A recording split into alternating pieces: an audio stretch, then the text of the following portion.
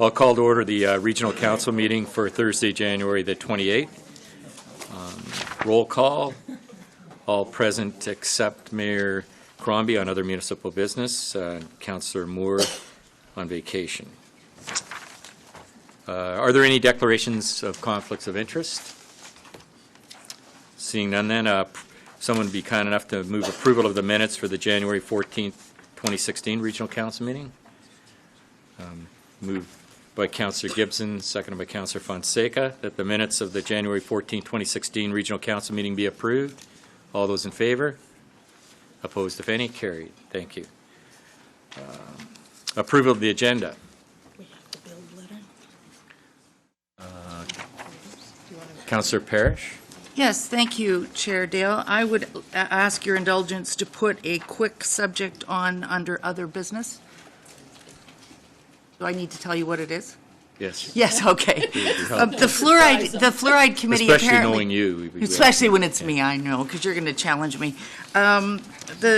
Apparently, the terms of reference for the fluoride committee said we died last Thursday, and we would like permission And to have... I used the word ended. Okay, ended. Okay. We'd like permission to have about a 15-minute debrief session just to talk about what went right, what went wrong, what we do differently. It's not to do anything exciting like move motions. It's strictly to sort of do a chicken and trails, how did it go? So I'm going to put that on under 13 and take a vote on it if we could. Okay. Unless you want to vote right now, while everybody's in a good mood. No, I would. I'm just teasing. I would just see a raise of hands to ask that be added. And then as well, a motion moved by Councillor Yanika and second by Councillor Groves that the agenda for the January 28, 2016 Regional Council meeting include an additional communication item from Paula Tenuta, Vice President, Policy and Government Relations, Building Industry and Land Development, known as BUILD, regarding the report of the Commissioner of Public Works titled Greater Toronto Area GTA West Corridor Environmental Assessment, suspension of study to be dealt with under the items related to Public Works, and further that the agenda for January 28, 2016 Regional Council meeting be approved as amended. And that would include yours, Councillor. All in favor? Opposed, if any? Carried. Delegations, seeing none, moves us to items related to health. And the absence of Councillor Moore, Councillor Gibson, if you'd be kind enough to take us through this session. Thank you, Mr. Chair. You have item 6.1, which is the Food Safety and Personal Services Setting Online Inspection Disclosure Portal for information. Any questions or comments? I don't have a board, so I need hands. Okay, moved by Councillor Madero, seconded by Councillor Parrish. All in favor? That carries. Item 6.2 is a school health promotion program here for information. Any questions or comments? Okay, moved. Who wants to vote? Which one? I'll second. Okay, moved by these two. One of them moves it, one of them seconds it. Pick one. All in favor? That carries. Don't want to fight over moving your second. Item 6.3 is an update of the Region Appeal Seniors Low-Income Dental Program Evaluation for information. Any questions or comments? Moved by Councillor Spovieri, second by Mayor Thompson. All in favor? That carries. We don't have a board. There's no board. Sorry, I didn't see. Councillor Miles, you have a question?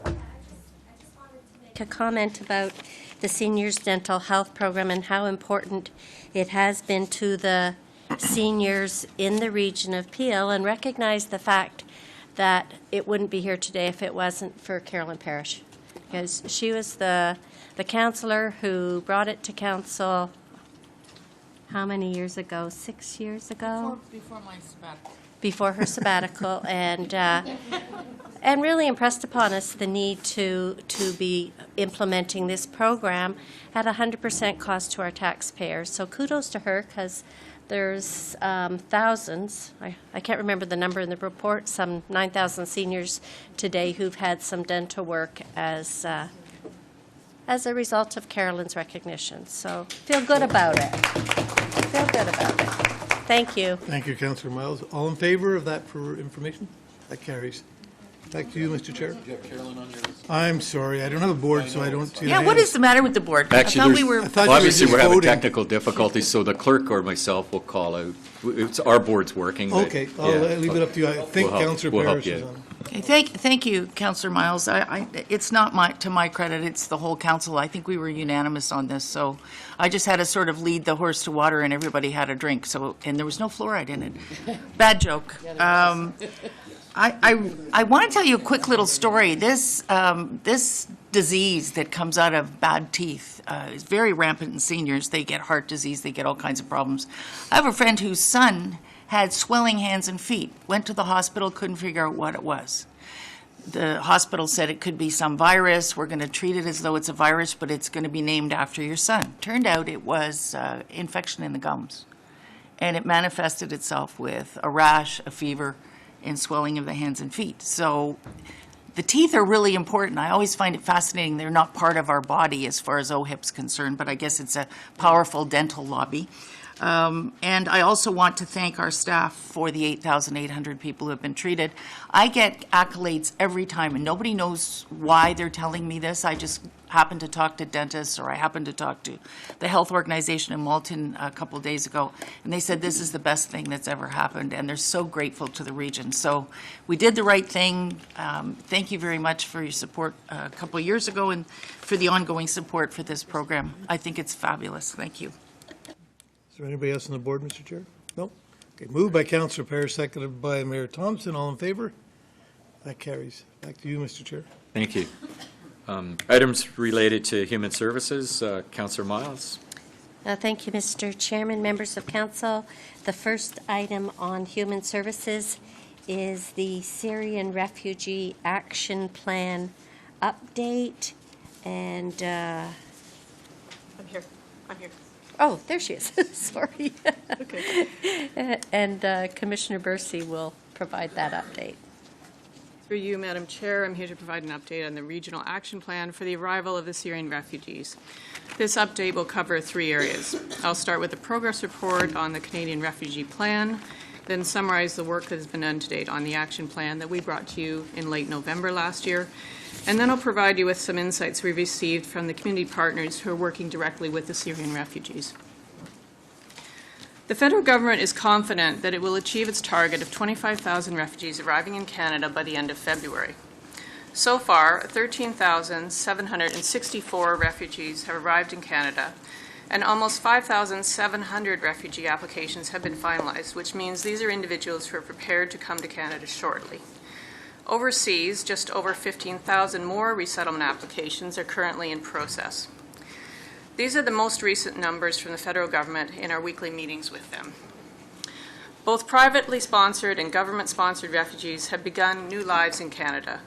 Most of them have been destined for Ontario, and most of those folks have gone to Toronto.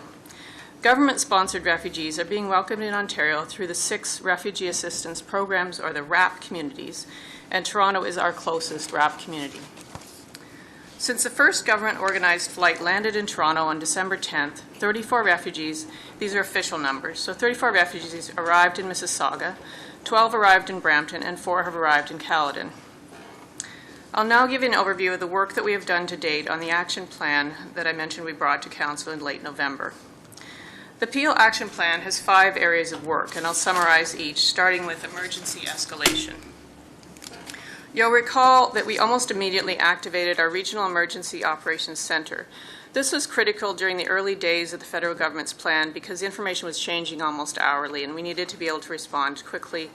And it allowed us to mobilize resources across the corporation. So we had staff from Human Services, Corporate Services, Public Health, and then Peel Regional Paramedics who have been at the airport for each flight and have transported 22 individuals to hospital to date. Using the regional emergency response also helped us deal with the many changes that came in that first few weeks of the federal government plan. However, earlier this month, we scaled down this organization-wide response because we are currently able to absorb the impacts of the resettlement in a modified response, primarily focused on health and human service departments. Given that the federal government does plan to bring 50,000 refugees by the end of 2016, we are prepared to scale up again if necessary. Concerning the interim lodging sites, you'll recall we had submitted potential locations for interim lodging sites to support the government-assisted refugees. However, for the moment, the federal government still plans to use other properties. We remain prepared to provide those sites in the future if they are needed. The third part of our action plan was to coordinate settlement agencies in Peel. We have done considerable work in this area and will continue to do so in the future. Specifically, we have provided funding to settlement agencies so that 2 mental health staff could be hired to work exclusively with Syrian newcomers in Peel. We've also provided the United Way with funding to support donation collection. We have worked with the lead agencies within the Syrian Refugee Resettlement Committee to make sure that there were systems in place to provide newcomers with grocery vouchers, clothing, and furniture. And we helped the Peel Newcomer Strategy host an event for community partners to share information on the best way to coordinate the response across our community for newcomers. The fourth part of our action plan was to facilitate donations to appropriate agencies. We supported the United Way of Peel in this work, and I'm pleased to tell you that the Peel community was very generous. They have donated more than 4 tons of used clothing, household items, and furniture to support the Syrian refugees. In addition, many individuals and businesses have come forward with offers of support that we're working to coordinate. The last element of our plan was to manage resources as the federal plan evolves. And as with any complex community response, we've had to adjust to these challenges as they've arisen, and will continue to do so as more newcomers arrive within Peel. We anticipate that there will be pressures on regional programs such as Ontario Works, housing, childcare, and dental care. As we fully understand these impacts, we'll be reporting back to you about them. So that brings me to the third and the last part of this update, where I'll focus on the insights that we've received from the sector and community partners that are working directly with Syrian refugees. These insights may show that we will also see pressure on the community partners as the influx of the total 50,000 refugees by the end of the year come to our community. You may have heard that settlement agencies in Toronto and Ottawa and Vancouver have asked the federal government to slow down the flow of newcomers to Canada for a period of time. The pace and the volume of arrivals in Canada has been a challenge for the current groups involved. The newcomers have complex needs, and they need to be supported appropriately to successfully transition into Canadian culture. The federal government, as a result, wants to expand services for settlement agencies beyond the communities that are now receiving them, and this may include scaling up resources or providing funding to new cities that will welcome the newcomers. Finding appropriate housing for newcomers is another insight that we've gleaned from our partners. It is a challenge, particularly the Toronto Refugee Association, who is locating families across the GTA, are experiencing challenges, in part because families are relatively large. Newcomers are given an allowance to cover housing costs, but large units, because 50% of new refugee families have 4 or more children, large units to house these families are taking longer to locate. And the housing options must give newcomers access to transportation in order to get settled in Canada. We will be bringing a report to Council February 25th that outlines a pilot program for affordable transportation.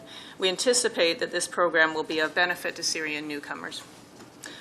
Lastly, I told you earlier that Toronto is our closest RAP, or that the Regional or Refugee Assistance Program, as it's known. Our partners in the Toronto RAP have told us that many of the government-sponsored refugees that they have welcomed intend to permanently settle in Toronto, or settle in Mississauga rather than Toronto. This migration effect, as it's felt, will place demands on Peel agencies and regional programs in ways that we are working to understand. We will then provide you with information on this situation as it becomes clearer. To summarize, we have received really positive feedback about the leadership role that we've taken with the United Way to ensure a coordinated response. And we are preparing for the long-term impacts that the newcomers may have on regional services. We remain committed to working with the settlement agencies as they support the newcomers. And finally, I'd like to thank the regional staff, the area municipal staff, and the community organizations for rising to a challenge that was changing constantly and for working together so collaboratively. Clearly, the Peel community response to this humanitarian crisis has been remarkable. Thank you to Council for your commitment to this group of new Canadians and your commitment to our work to support them. I'm happy to take your questions. Thank you, Commissioner Bursey. Would you mind circulating a copy of your notes to members of Council? I think we all receive questions all the time about sort of the status of what is happening, so that would be very helpful for us. Clerks actually has a hard copy if you want it now. Oh, And that we would, can also send it electronically. okay, yes, a hard copy would be great. Do I have questions? No questions on the floor? Then thank you very much, Commissioner Bursey, for that update. Moving on to the second item on our agenda, then is Affordable Housing Capacity Building Grant Program. Councillor Miles, on the Refugee Action Plan update, Oh, you need a motion of receipt Sorry. for that. That's- Thank you very much. Moved by Councillor Madeira, seconded by Councillor McFadden. All in favor? That's carried. And then the next item, the Affordable Housing Action Plan. And that comes with it a recommendation to take about $200,000 to assist groups in providing informational support. Moved by Councillor Groves, seconded by Councillor Mayor Thompson. All in favor? Oh, yours is a question, sorry. Sorry, not a question, Councillor Mize, just a comment to thank staff for bringing this forward. I know we have a number of groups, including some groups in my municipality as well, who would greatly benefit from this. So thank you to staff. It's a great report, great recommendation. Okay, so moved by Councillor Groves, seconded by, Councillor Parrish. Yes, thank you very much, Councillor. I have an odd thing happening on Tuesday. I have a developer who's come forward to say there was a trust fund left by the Welton brothers for affordable housing. So I'm wondering if this is going to be built in such a way as others can come in and add to it rather than just use the 200,000. It's my first question. And my second question is, it says here the need for support with visioning and concept development, because 200,000 doesn't go very far in bricks and mortar. So I assume this is consulting fees or architectural fees or whatever. Yes. Is it built in such a way as we can accept money towards this fund? Through you, Madam Chair, correct. The second question, it is for that first stage, not bricks and mortar, because that's the gap that we noticed in the community. Right. In terms of the second question, the process is that organizations who have been coming to us saying, we'd like to build social housing, we have property, can put together a very basic proposal and explain what their plan is, and then we'll review it in the context of all the other applications and this provincial money that's available. So in that proposal, they can add any other support that they have, and it will be taken into consideration as we make a selection. No, the question I was asking you is I have a large developer. Two brothers died, and they've left a trust fund. Their executor is meeting with me on Tuesday, and they want to put money into affordable housing from the trust fund. Can we accept that money and manage it along with this, or do they have to do their own thing? That's a question I can't answer right now, as I think it's a legal question how we could, if we have a mechanism or how we could create one. I was thinking you meant could they be part of the overall building. That's easier to do. So I think we'd have to get back to her unless Patrick wants to wade in. I don't see any difficulty in meeting with and discussing the possibility of bringing those funds on board with the program. The first clause of your resolution here is to approve the program. It only envisions the initial $200,000, but I'm sure we could be flexible enough to bring on board additional funding if it's available. We could be flexible enough to take $1 million or Yeah. two, right? Okay, thank you very much. Great. Oh, I had a question.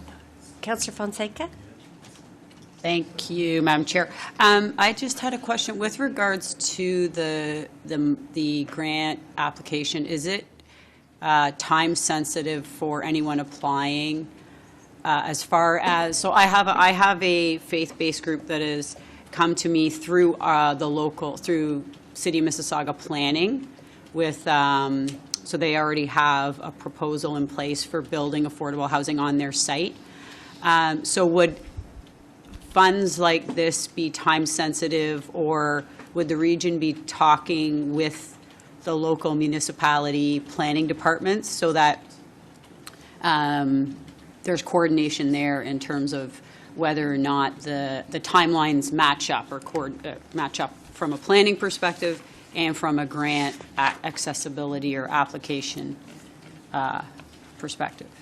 So no, it's not time sensitive, and it's situations like the one you just described is why we created the program. So Okay, excellent. the city does have to go through its planning approval process, but the concept was to get folks who are ready to develop ready to work through that process, or if they're partway through it, to help them with this first step. So you- no, and it's, you no, it are- is not you time would- limited, and Okay, we are and you would working to be- coordinate. With the area municipalities through their planning. Okay, excellent, thank you. Okay, is there any Councillor other? Miles, yeah, Councillor Carlson's on the board. Councillor Carlson.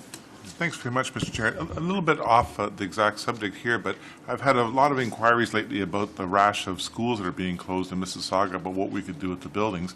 And it occurred to me they're single-floor, mostly pretty new buildings that we're closing. And in fact, I went to some of the openings, so I don't know what that means. I just wondered if we'd ever given some thought, because they're usually available, and the region is one of the common, or the bidding agencies that can buy them. Any thought given to the purchase and conversion, or possible conversion to a seniors building?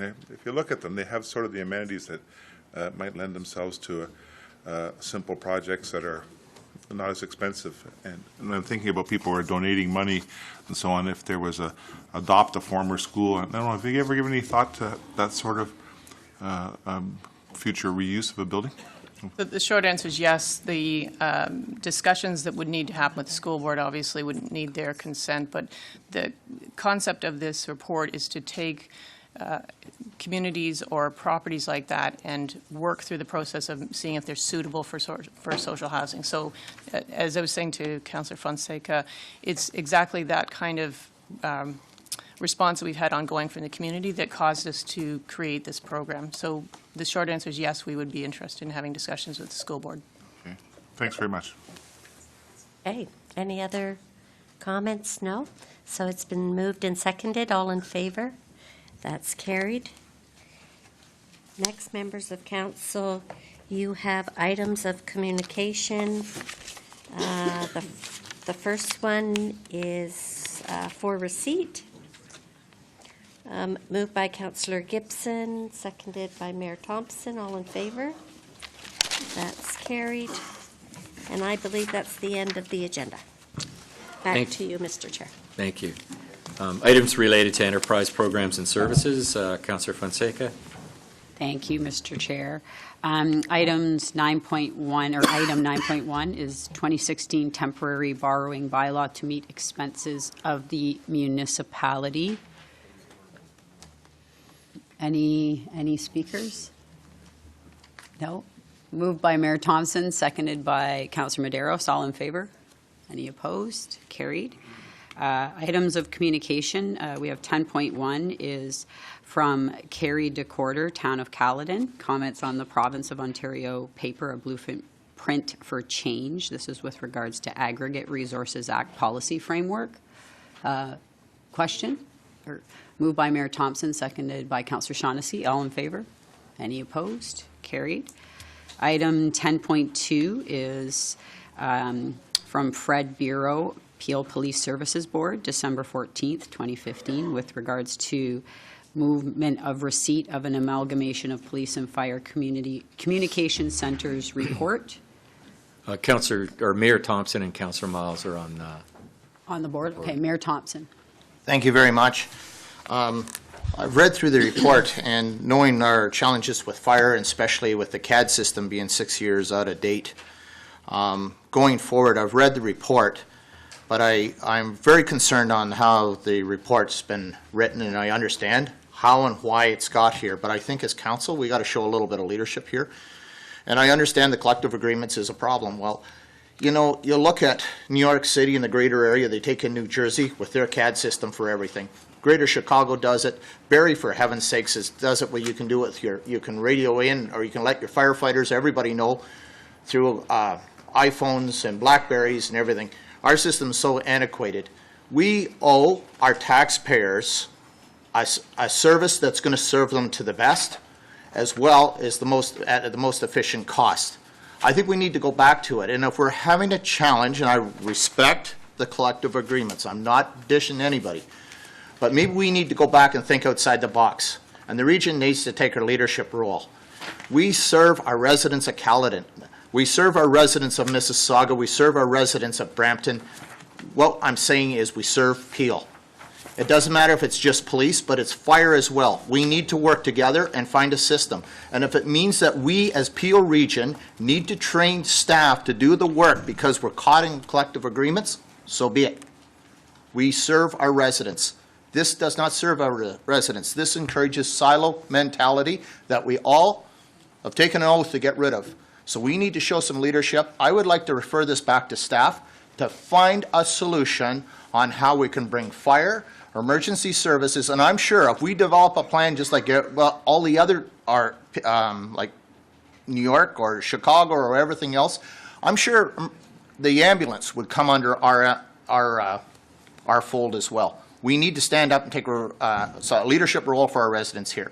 So I want to refer this back if I could, and I want a solution on how we can make this work for the residents of Peel. Okay, thank you. So you're referring back to staff to bring a report back to council? Yep. And I understand the Police Services Board did their job, but I think we now as Peel need to take leadership on this. Okay, thank you. And Councillor Miles, you were on the board? Yeah, thank you very much. I'm really pleased to hear the passion in Mayor Thompson's voice. It was actually me who brought this issue to council a year ago, and it's been a concern for me for a long time from before when I was on the Police Services Board. I do think Councillor Thompson has stated all there is to say. It's about time that the region of Peel made the decision to bring the amalgamation of the call center forward. If you just look at the disparity between wages, it doesn't make any sense. So I would support that recommendation wholeheartedly. Okay. Thank you, Councillor Miles. Mayor Jeffrey? Thank you. I just wanted to speak in favor of the referral. And as a member of the Police Services Board, I'll work with you to have a serious conversation about this and I'll raise it tomorrow at the Police Services Board that this is an issue we want to have further conversation about. Happy to help. Thank you. So move receipt of the report with referral to staff for a report to be brought back. Moved by Mayor Thompson, seconded by Councillor Miles. All in favor? Any opposed? Carried. Item 10.3 is a letter from Chandra Sharma with regards to the Region of Peel appointment to Partners in Project Green, the Pearson Eco Business Zone Executive Management Committee. Any questions? Moved by Councillor Groves, seconded by Councillor McFadden. All in favor? Any opposed? Carried. Item 10.4 is a letter regarding materials related to the Ontario Ombudsman's oversight of municipalities. Any questions? Moved by Mayor Jeffrey, seconded by Mayor Thompson. All in favor? Any opposed? Carried. Item 10.5 is a letter from Minister of Natural Resources and Forestry, Bill Morrow. Any questions? Sorry. Moved by Councillor Tovey, seconded by Councillor Mahoney. All in favor? Any opposed? Carried. And item 10.6 is correspondence from Premier Kathleen Wynne. Moved by Mayor Thompson, seconded by Councillor Downey. All in favor? Any opposed? Carried. Back to you, Mr. Chair. Thank you. Actually, in the absence of Councillor Starr slipped out for a minute, I guess. Councillor Groves, there's just a couple of things, if you chair this, that you need to be aware of. So I'm going to ask the clerk if she could just speak to you for a few seconds, and maybe in the interim we could just do a little 2-minute stretch break, and then we'll go back. We'll go back into Public Works.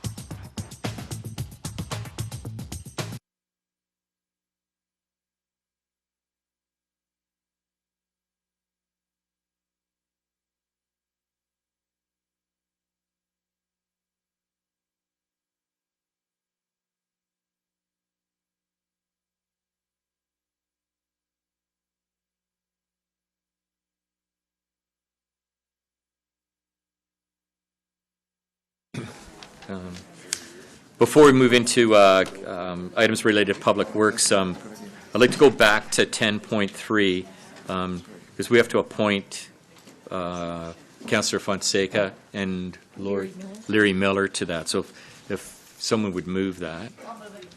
Councillor Parrish, seconded by Councillor Tovey. All in favor then? Carried. Thank you very much. That moves us to items related to Public Works. Councillor Groves, you'd be kind enough to Okay. chair this section. Yes, thank you, Mr. Chair. And I'm just going to ask members of council to be patient because the agenda is just changed around entirely. So we're going to start with 11.2. I don't have a board either. Councillor Parrish is on. Just Yes, and it is here for information. And Council Parrish, do you want to move that? Well, I'm on 11.1, but we've got a whole bunch of stuff that's all mixed together. Exactly. So And- 11.1's going to come forward later. All right, then I'll come forward later, along with it. Okay. Do you need a motion for receipt of the information? Councillor Parrish, would you like to move? Okay, and second by Councillor Ainika. All those in favor? That's carried. And Madam Clerk, please correct me if I'm out of order on the order that you've given me. Please switching.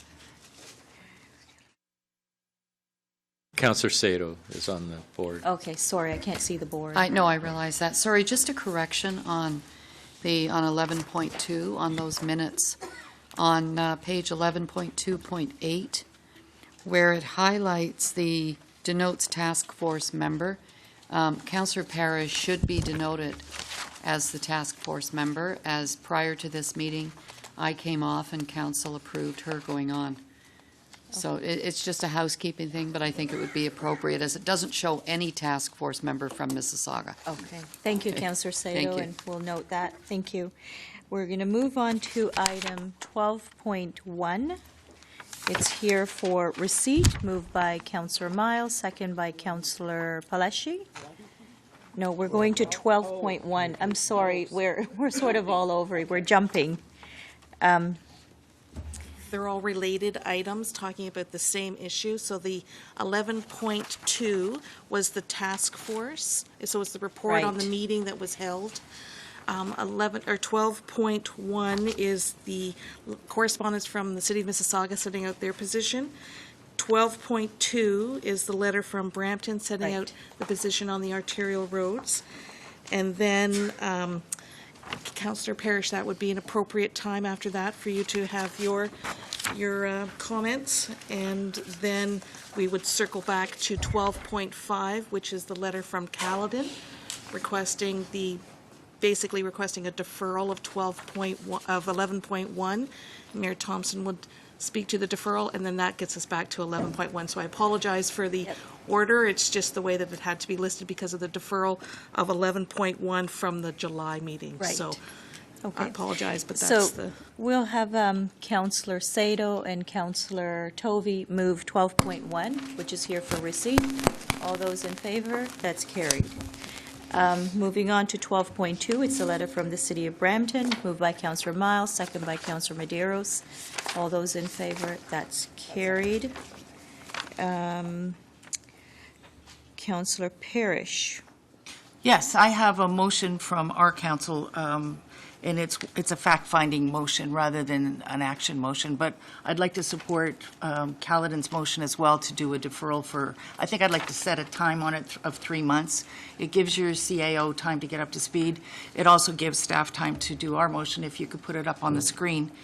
The essence of it is that the Council of the Region of Peel instruct regional staff to engage with City of Mississauga staff to undertake a review of the cost and revenue models, including appropriate transfer of reserve funding, to ultimately support the transfer of jurisdictional and financial responsibility for all regional roads within the boundaries of the City of Mississauga currently under regional jurisdiction to the City of Mississauga. Now, if that report comes back as harmful, obviously we won't move that motion. It was moved in principle at our city council and carried unanimously. So we have then asked staff to prepare this motion, which gives us some facts to go on so that we know whether we're harming the region benefiting the region, doing any difficulties with it. So we would like to ask the staff to do that, so that motion would go on. We think it would take about 3 months unless your staff, or our staff here says it's going to take longer. But I think it knits in nicely with the Caledon request to defer as well. Okay. So it's moved by Councillor Parrish, and it's seconded by Councillor Ras? Councillor Raz. All those in favor? That's carried. So Mayor Thompson's deferral will come forward, and we'll deal with 11.1 because it does relate to 11.1. Madam Clerk, is that correct? Yes, we should receive 12.5, and then Mayor Thompson can make his motion for deferral. Okay, so move receipt by Councillor Shaughnessy, second by Councillor Downey. All those in favor of receipt 12.5, that's carried. Okay, now we'll deal with Mayor Mayor Thompson's. Do you have any speakers, Mr. Chair, on the board? Just Mayor Thompson. Okay, Yeah. Mayor Thompson. Yes, Councillor Miles? I can't hear you, sorry. Oh, sorry. Was the resolution by the City of Mississauga actually carried, or is it just placed on the floor and then be dealt with the deferral of the item? No, it was carried. It was carried, okay. Yes. Thanks. And it supports what Mayor Thompson is going to bring forward now, the deferral that Caledon's asking for, and we'll That's fine. deal, 11.1. Mayor Thompson? Yeah, and thank you, and I would like to defer the report back. Is Callan like to have a full opportunity, knowing with the information taken back, we didn't have a CEO in place at the time, and council has made it abundantly clear to our new CEO, this is his to-do list. We just need the time to do the diligence. We will try to do it within the 3-month time frame that Mississauga is asking for. If we do need time, hopefully we can have the respect and the diligence to allow us to do what we need to do. So this is why we're asking if we can defer it back for those reasons.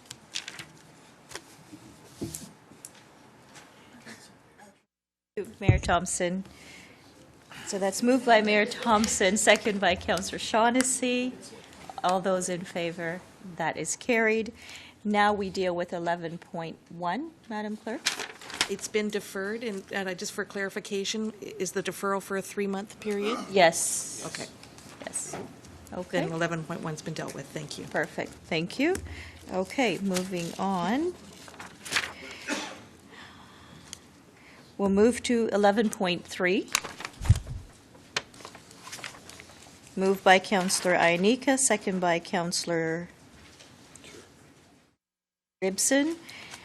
Are there any speakers on the board? Okay, all those in favor, it's a red light camera contract award. Thank you.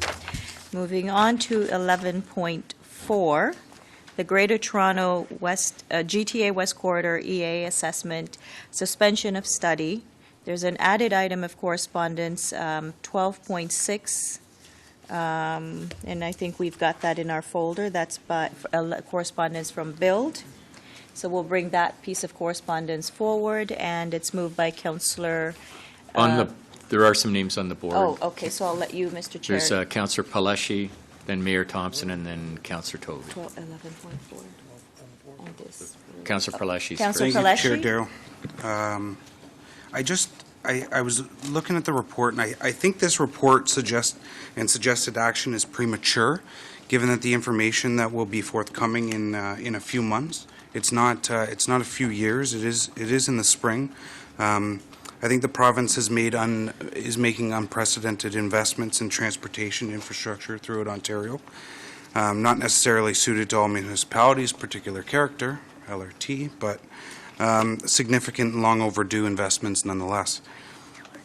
I think like Peel, in our efforts to streamline waste management, the province is apparently committed to investing in emerging technology and new solutions.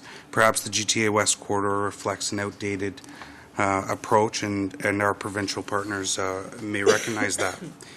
I don't believe that the Region of Peel would presume that the results of the upcoming MTO study will not produce any meaningful information. I think that we can gain from allowing them to go through this process and gather info from that. Like I said, it's only 3 months. I think I don't want our position to change if the province comes back and says, for any reason, that they're going to scrap the project, and we have to retract us applying this pressure to the province. And as I've said, I don't think this council would ignore any meaningful new information that might ultimately benefit the taxpayers of the region. I think that I think we should defer this off until MTO and the minister comes back with their routes or their decision on the go forward basis. I believe that this is premature, and I don't want to apply that pressure to the province. But I'll listen. I know there's other speakers. I'll listen to what they have to say. Mayor Thompson's. I have one question to staff. How much money's been spent on the EA up till now? Do we have a ballpark figure what the province has spent? I know the region appeal's been involved, so has the city of Brampton and Caledon as well. Yeah, I wouldn't have the exact value of the EA study, but I understand it's in the range of several $1 million. It's not an inexpensive study. Yeah. Where I'm at here with the EA is it involves a lot of what happens in North Brampton as well as through Caledon as well. And a lot of this environmental work will be useful for us going forward, especially on our arterial roads, even if the project is scrapped. My concern is here we go with like a gas plant. A lot of work has been spent, and we have nothing to show for it at the end. The work is pretty much completed. This is why I support the report, and I think we need to go forward. There isn't a whole lot of cost to finish with what's being done. So I have a great deal of respect for what Councillor Pelletier has said, but having watched through this exercise, I think it's really imperative for the benefit of the taxpayer that this be finished, because that way then you'll have useful information on anything we go to do going forward. It's unfortunate a lot of money's been spent and you got nothing to show for it. So this is the reason why, reading through your report, this is why I support it, and I know Caledon Council's got a motion coming shortly supporting this motion as well. Thank you. Are there any other? Councillor Sprovieri. Yeah, thank you. Thank you, Madam Chair, Mr. Chairman. We're co-chairing. Yeah. Being a councillor representing North Brampton, that I believe it's crucial to move forward with and complete the EA. I cannot imagine what new technology the minister is talking about. Just look around at the world. Has anyone else, the U.S., which is the most progressive industrialized country in the world, have they come up with a different solution? Has Europe come up with a different solution? We need the roads. There's going to be cars forever. Cars are going to be with us. They'll change. They'll probably go into electric cars in the future. And people have to move. People will live wherever they choose, and they have the freedom to move around. And we're going to need the infrastructure. We cannot plan for developing Caledon, North Caledon, and another 200,000 or 300,000 people, and maybe more, without the proper infrastructure, without the highway system. To me, it's I don't know where the minister is coming from, why he pulled the plug on this, but I tell you, we need to have this excuse that there's better ways. I haven't seen anywhere else. So I don't know if he had a dream during the night, and he had the space dream where the cars are flying around in the air. Maybe I don't know, but certainly nothing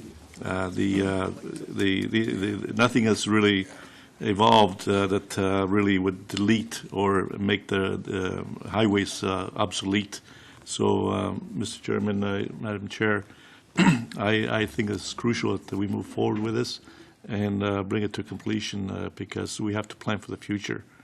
Thank you. Okay, thank you. So it's moved by Councillor Sprovieri. Actually, I believe the commissioner would like to make some comments. Okay. Yeah, thank you, Mr. Chair and Madam Chair. Just at a high level, staff were a bit, we had some conversations about whether waiting to the spring or not was an issue. to Councillor Peleshi's point. A few months in a project of this magnitude, ones that get planned decades in advance, not a big issue. But because it has been identified as such a key strategic infrastructure investment, not necessarily for movement of people, but movement of goods, we felt we were obliged to bring it forward to council and let you make that call.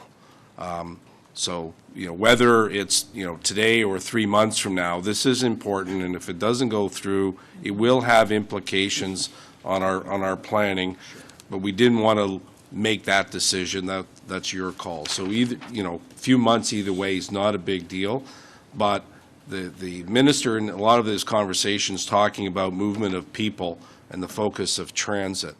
And we agree the transit's got to replace those single passenger vehicles, but the focus of this report's on goods movement, which drives the Peel economy. So, and it's not just about, to Mayor Thompson's point, southern Caledon and northern Brampton.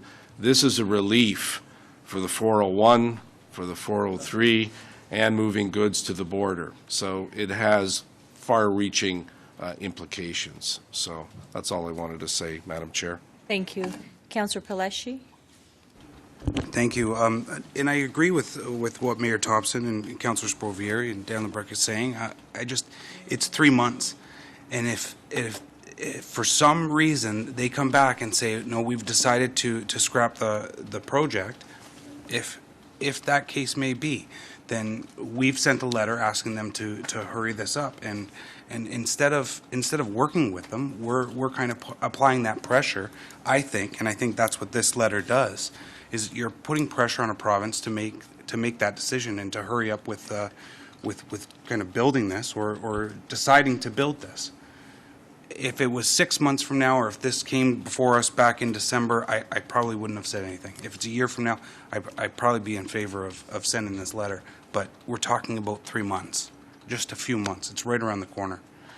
I think if this letter was more along the lines of what can the region of Peel do to help, can we partner in your decision making at all? If you choose not to undertake this 400 series highway, we understand that we need some kind of arterial road out in the West End and across the top of the city, but and maybe look for financial partners in investing in that infrastructure. But I think we have, there's been traffic studies that don't necessarily, that we've agreed on and the city of Brampton has agreed on, that this isn't really warranted. We know we need a road up to Sandalwood and in the future of Mayfield West and Caledon. We need something to go further, but I don't know if a 400 series highway is that. Brampton, we need two-way all-day go to move people around. We don't need a 400 series highway. But if this was more of a partnership letter, I would support this now, but I can't support this going forward and putting pressure on the province. Okay. Madam Chair, I believe the Commissioner has a comment, and then there's Councillor Ennis, and then Councillor Shaw. Or, sorry, Councillor Parrish, then Councillor Ennis, Councillor Shaw. Okay, so the Commissioner. Yeah, Madam Chair, if it's council's wish, we'd be happy to draft something, say, under the chairman's signature to the minister, basically expressing our continued desire to work with government, and at the same time reiterate how important some investment in the Peel community is for moving both people and goods. Something like that, we could work with the chairman and send that off as the first step, so at least they understand what our position is, that it's, we do want to work with government.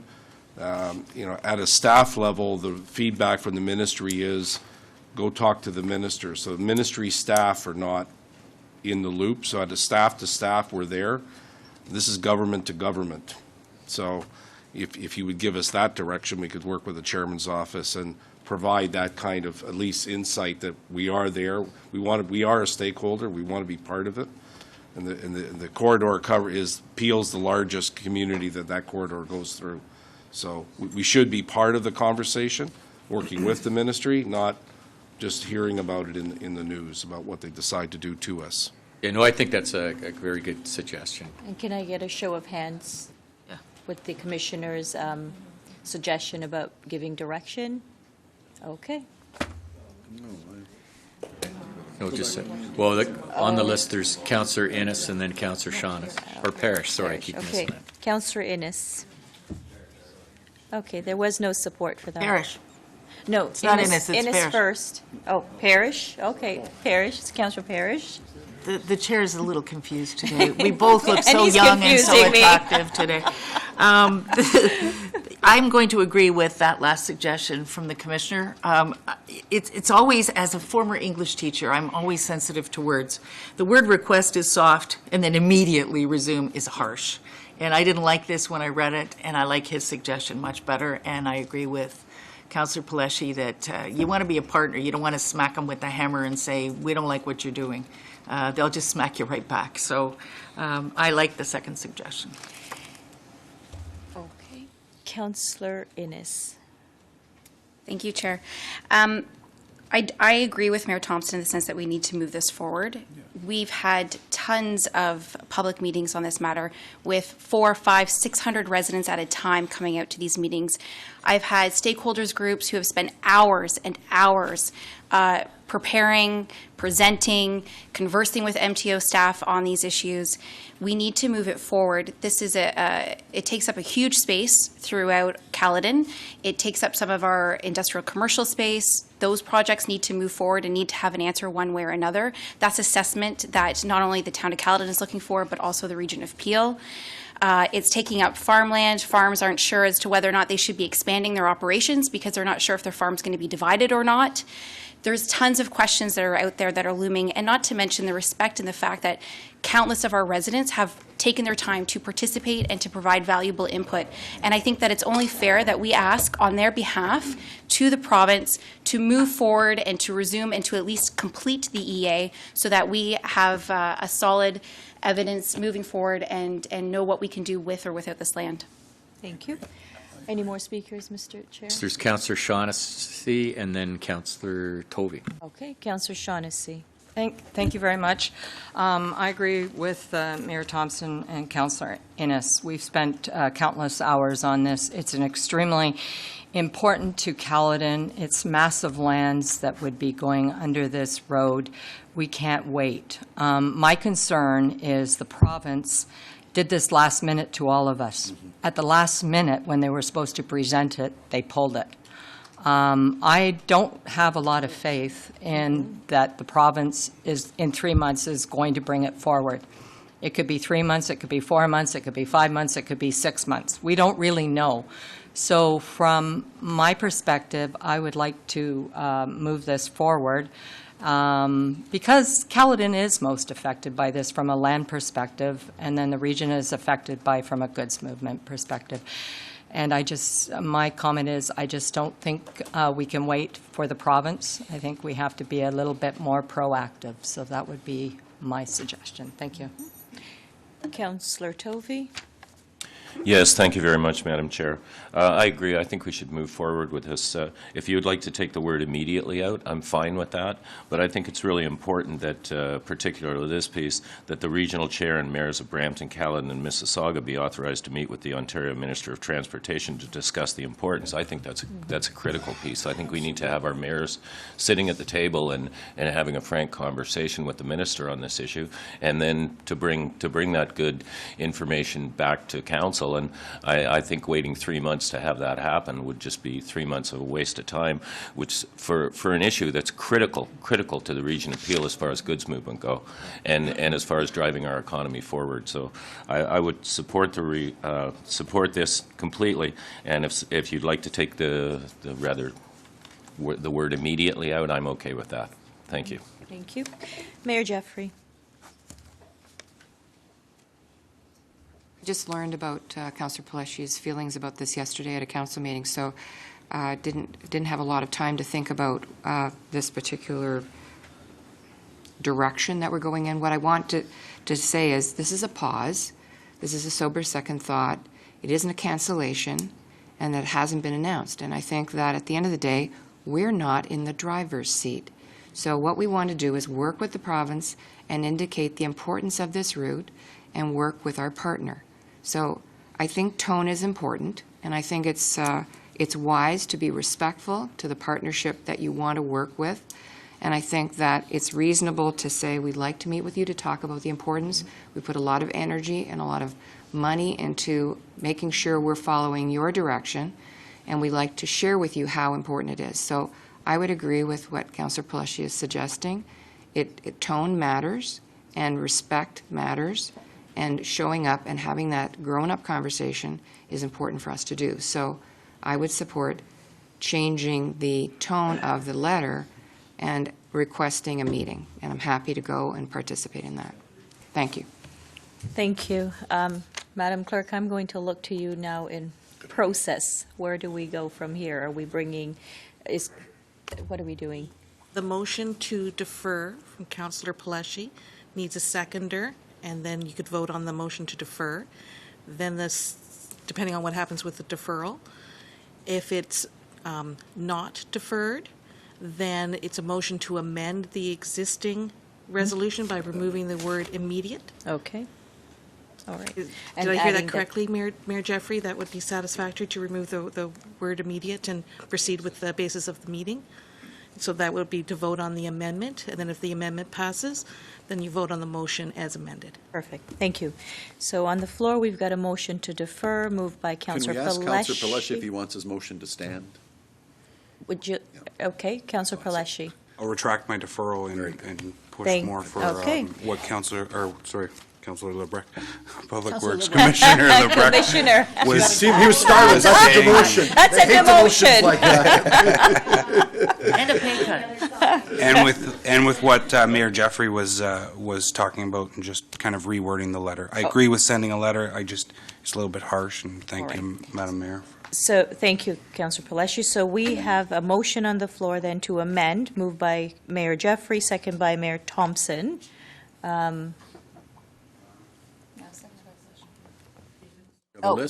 Sorry, if I may, the Commissioner. listening to the discussion of council, I wonder if council's wish can be accommodated by simply removing the first paragraph of the recommendation and start with the regional chair and mayors be authorized to meet with the minister to discuss the importance of the corridor appeal, and that we work with the others to also further this. If we remove the first one, and I think it satisfies some of the concerns about prejudging what the ministry is going to do. And maybe that makes Good. everybody happy. Is that possible? Can we live with that? I think we can.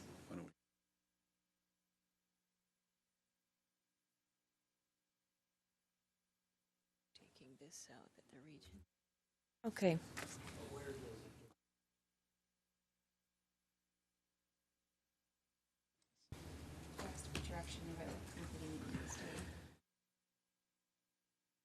Where is it? Yes, if I may, Yeah, but if I it's may, going down. Chair, Mayor Thompson asked where does it request that the EA study be completed, and I think that would be the substance of the conversation with the minister.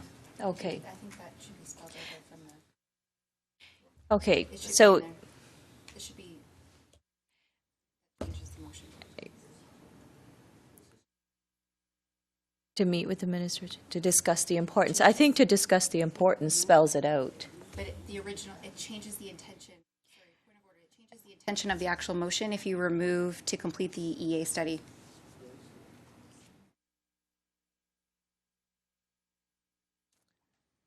So if I may, Madam Chair, We can add it in here. Yeah, I would put it right after Yeah, Peel. we can add And it in after Peel. And the importance of completing The EA study. So after Peel, comma, and the importance of completing Right, the the EA EA study, if I may suggest, Yes, yes. right? Yep. After the word Peel, comma, and the importance of completing the EA study would be my suggestion. Mm-hmm.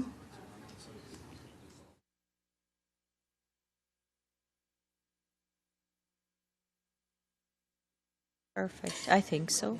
Okay. My work is done here. You leave now.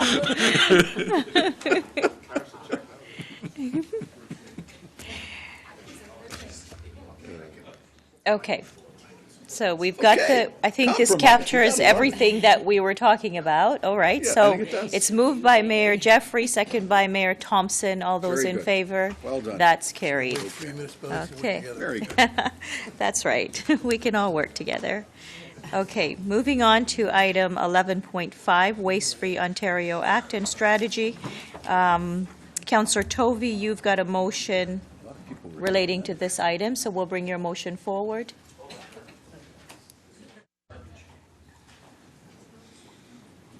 All that jazz, it's all that garbage.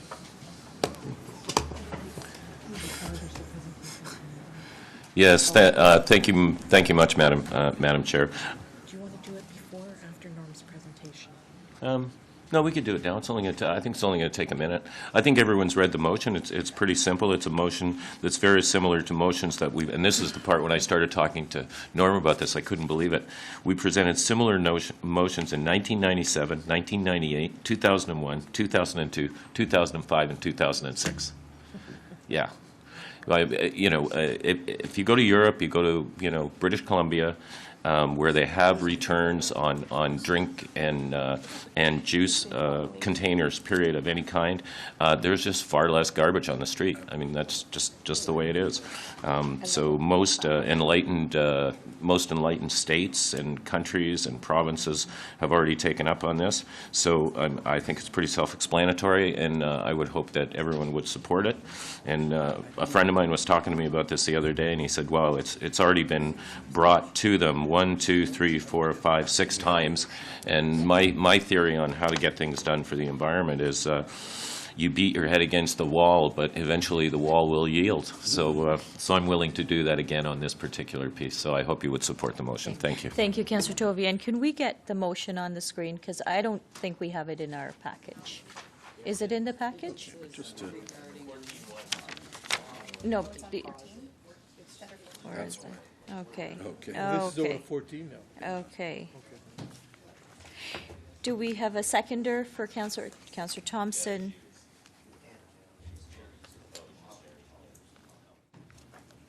Perfect.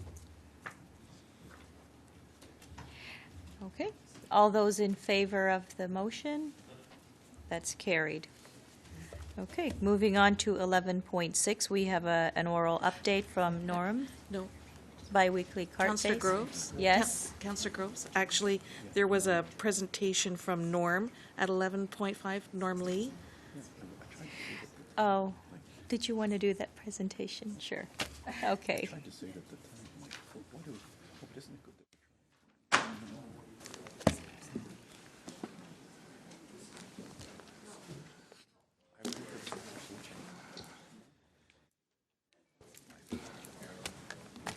Thank you, Madam Chair. I was told yesterday that my presentation wouldn't be showing up on the screen, which upset me quite a lot, so I'm glad to see it's here today. Anyway, as I think you know, the province has introduced its next iteration of waste diversion legislation, so I was asked if I could just give an update to Council on it. That's what I'm doing today.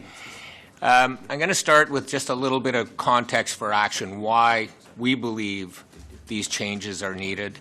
Then I'll talk largely about the proposed regulations, the framework, which includes the Act, which is actually 2 acts. It includes a strategy, and it includes the development of an organics action plan, which will have an impact on municipalities. And then I'll just talk a little bit about implications and some of the next steps. So just on the context for action, and I guess the other thing I'd want to mention is everything that the province has put out is still draft. It's subject to consultation. It's subject to debate in the legislature. The final package could look different than what we're talking about today. My gut feeling is it won't look a lot different. I don't think the minister will hear anything he hasn't already heard. But having heard it 3 or 4 or 5 times, if he hears it a 6th time, some things may change. So I think there's general agreement across all stakeholders in the province that the current regulatory regime is broken. It needs to be fixed. We all agree that improving resource productivity and conserving resources is a good thing. They reduce greenhouse gases. Improving resource productivity makes good business sense, too, as people build recycling facilities and composting facilities to treat our waste here. Ontario's rates have stalled. We have all heard that many times, and they're because the current act is flawed. These are actually points the minister or the ministry makes in its presentation, so they recognize these problems. And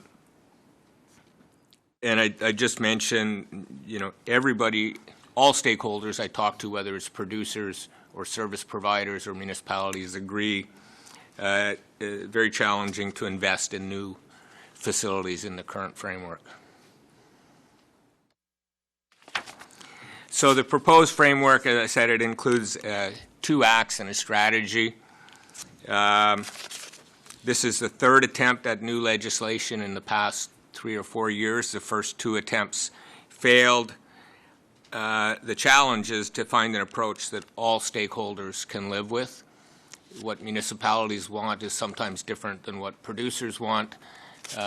This attempt, the minister reached a little bit more broadly and brought more people to the table. When I've gone to consultations, there were a lot of environmentalists there, which I had not seen before, although I'm sure they had somewhat of a voice. The other thing I want to mention about this is even though the act itself is over 100 pages long, it's enabling legislation. It enables the minister to write and approve regulations to designate new materials, to kind of implement all of the stuff. There's not much in this act that actually implements any of the programs. All the details will come later. I'll talk a little bit about that. 2, and I'll kind of talk a little bit about recommendations as I go through this presentation, because timing-wise, the comments have to be back to the minister by the end of February, the 29th. So we're chatting a little bit about it today at Council. Our next Waste Management Strategic Advisory Committee, I have a report and details going there with actual draft comments. Those minutes will not get back to Council before the deadline for comments. So I want to kind of give you a bit of a heads up of generally where we're going. What we'll do is we'll meet with the committee. I will submit comments to the ministry. If it gets to Council and Council doesn't agree with those comments, based on the recommendation of the committee, we'll withdraw the comments. We can do that, but I think it's very critical that we get something in before the deadline. It's a lot easier to change comments, withdraw them, that sort of thing, than to make them after you've missed the deadline. So the act itself, and this is probably the most important slide today, because it kind of sets out the government's thinking on how they're going to set up this new producer responsibility regime. So the government will designate materials. Right now we have packaging and printed paper have been designated, and they're in the Blue Box program. Waste electronics are designated, and they're in our waste electronics program, so on. So the government will designate materials. The government will identify responsible persons, so they'll say who the producers are. The government will set clear requirements for the producers. They'll tell them what are the accessibility guidelines, the convenience for residents of Ontario. What sort of capture rate? Do you have to capture 75% of the materials you sell in the market or 85? And then this is probably the most important change from previous iterations. The responsible person, so the producers, will choose how best to meet those requirements. Previous ones said you have to use municipal collection systems. You have to work with municipalities. This one, it gives them kind of a blank page. It says, we're going to give you the requirements. You decide how to meet them. And that's created quite a bit of discussion within the industry of how does that impact municipalities, how does it impact producers, how does it impact other service providers, that sort of thing. and I'll talk a little bit more about that as well. The government will create a new authority to oversee and enforce the programs, which is very important because we've all heard the ministry itself doesn't seem to have the resources to oversee, the regulations that are on the books now, never mind new stuff. So that's a good thing. And of course, poor performers will be subject to consequences. So my view on the producers being allowed to choose their own path or their own way of doing this, I think it's absolutely critical that we hold them accountable. If we make a producer responsibility program, they have to be accountable for the results. Otherwise, it's not producer responsibility. I also think the only way to hold them accountable is to let them choose how to do it. Now, there's a Transition Act and there's other things, tools that we can use to make sure they're doing a good job, but that's just the one thing that we have to think a bit about.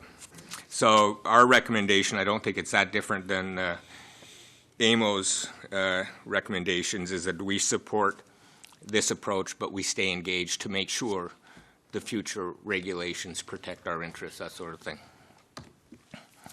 The Transition Act, the minister recognizes that the current programs will have to be transitioned to the new regime.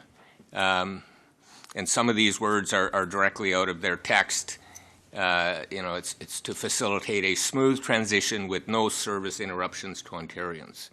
So if producers choose a different way to manage blue box materials, and if we're no longer involved, or if we are and they want to put different standards in play, that sort of thing, the province says whatever that comes out, they don't want service interruptions, they want a smooth transition.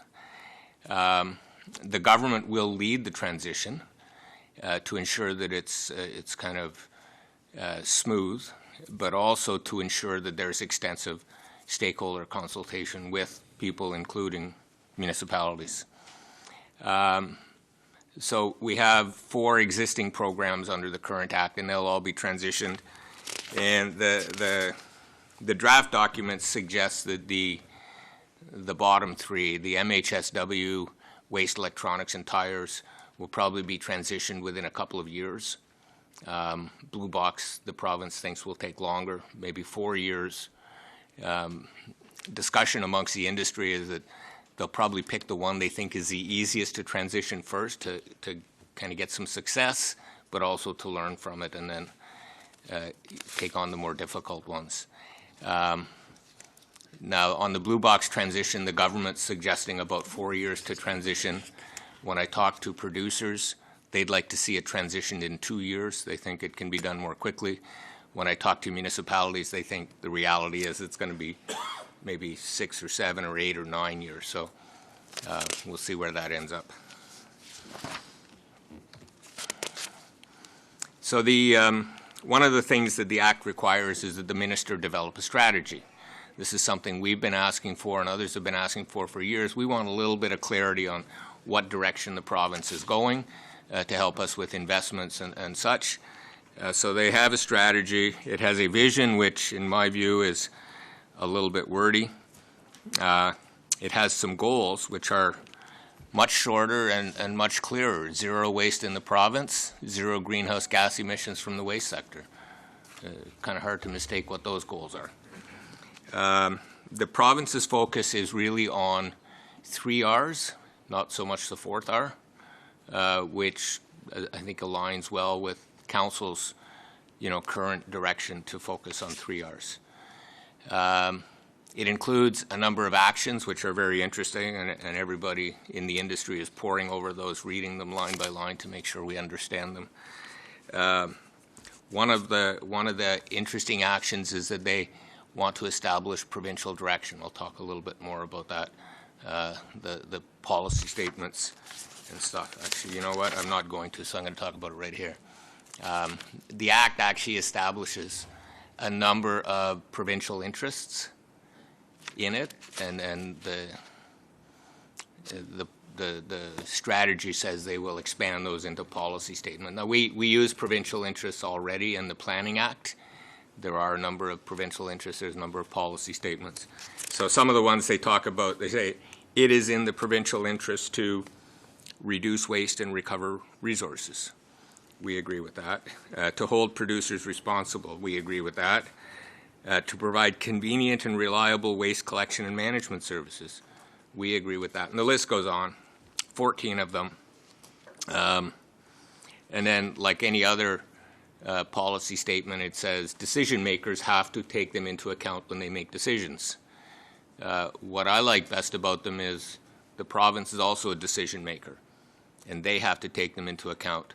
So by putting something in like it's in the interest to provide convenient and reliable waste collection services, which is very important to us, if we think they're approving a plan that doesn't have that, we can hold the province to account and say you're not abiding by the provincial interest. So I think they're good. They provide clarity of the direction the province wants to go, what's important to them, and it gives us a tool to hold them accountable.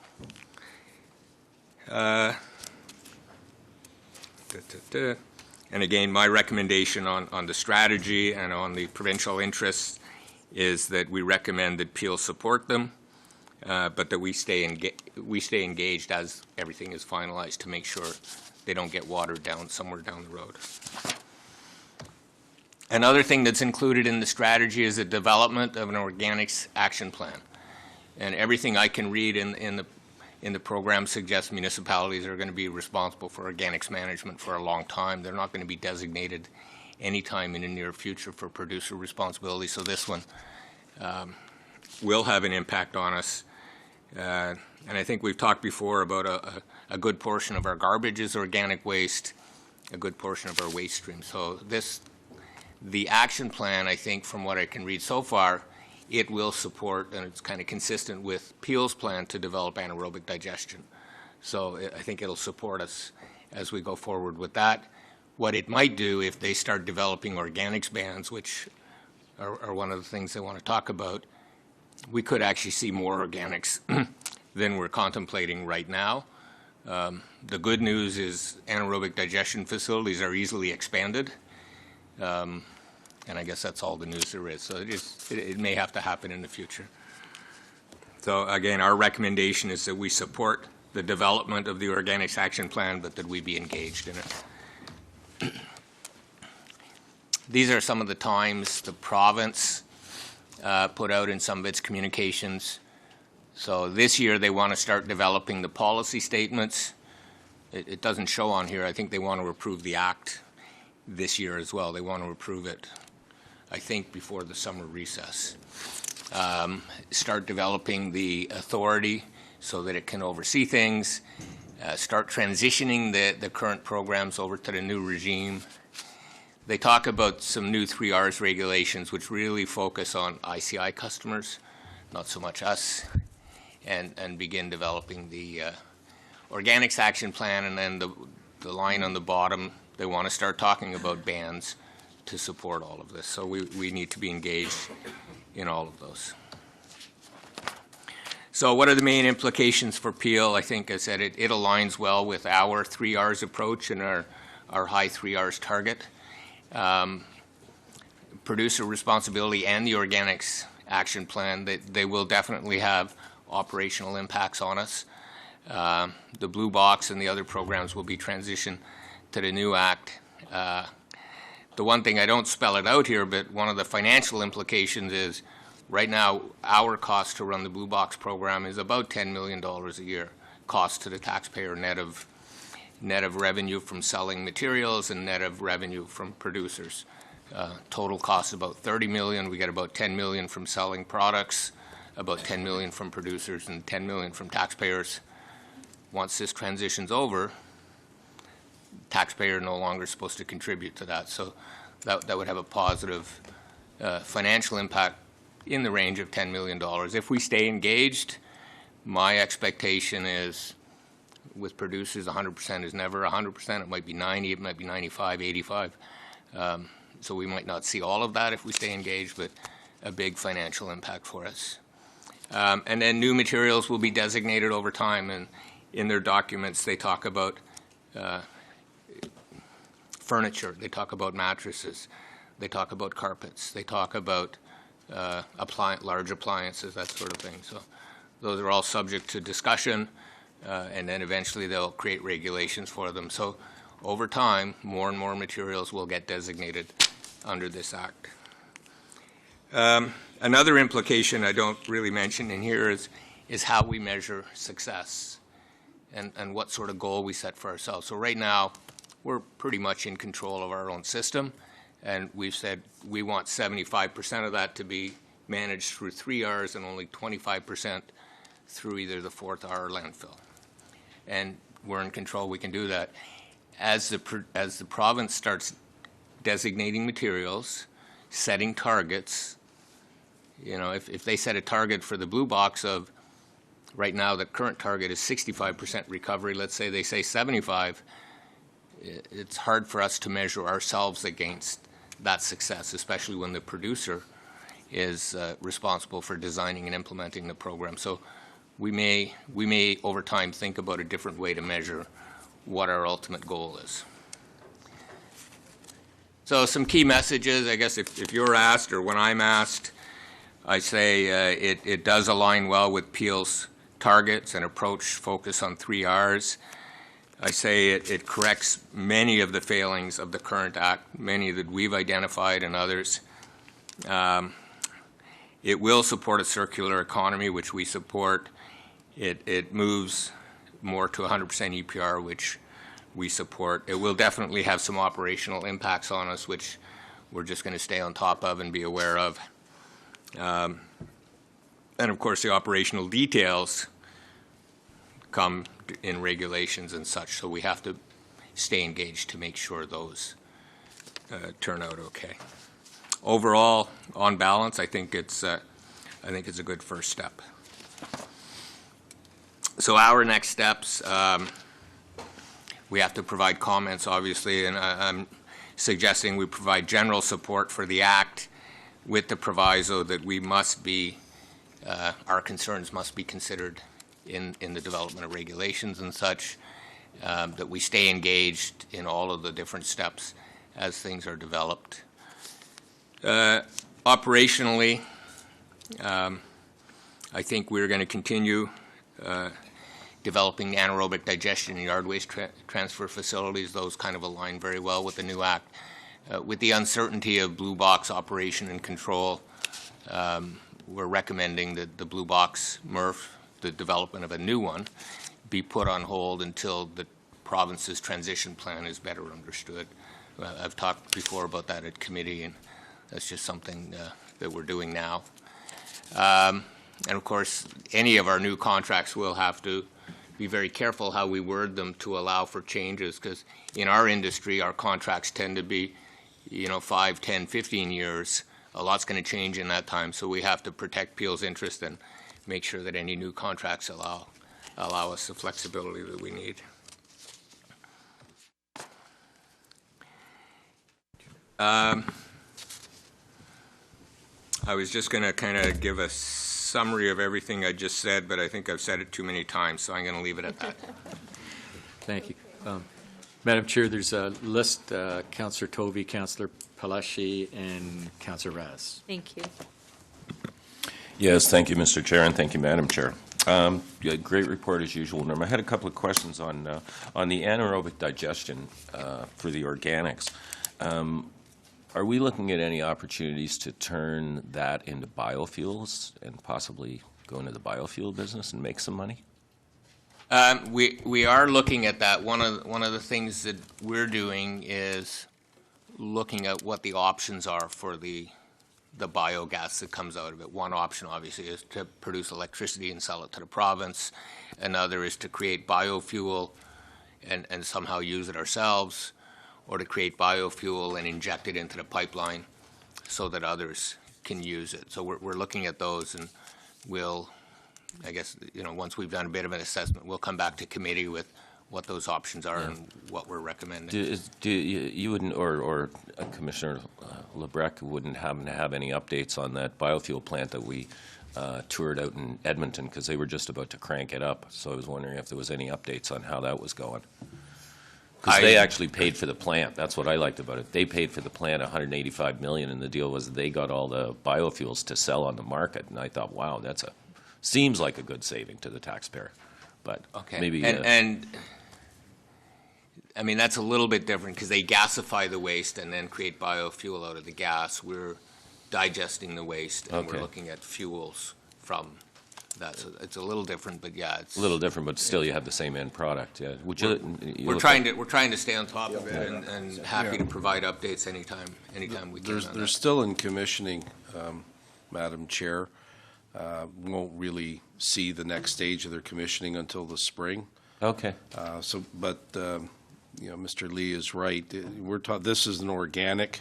So a To different process. biofuel versus they take the organic out in the front end Yeah. and basically residual carbon.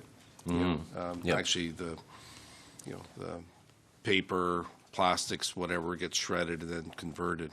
At the same time, I'd like to say the staff are actually working with TRCA as well in the Partners in Green project. There was a concept in the Toronto airport area around all the organic material from the conference centers, Cara Foods, all that, and seeing if there's a partnership that can be bigger than just us. So we're going to take a look at that.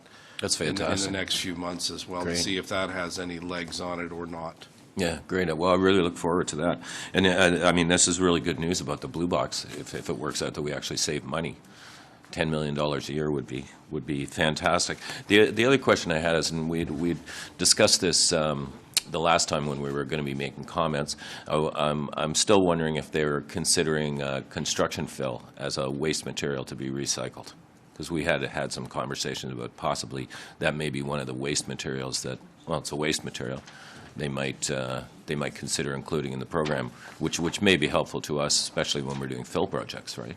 It's definitely a material they're considering. They just released yesterday or the day before a white paper on soil management from construction projects, that sort of Okay. stuff. So we're just starting to look at it. But they're definitely developing some sort of plan for that Yeah. material. But we've supplied the ministry with comments to that effect. I believe we discussed this prior. Like, have we done that?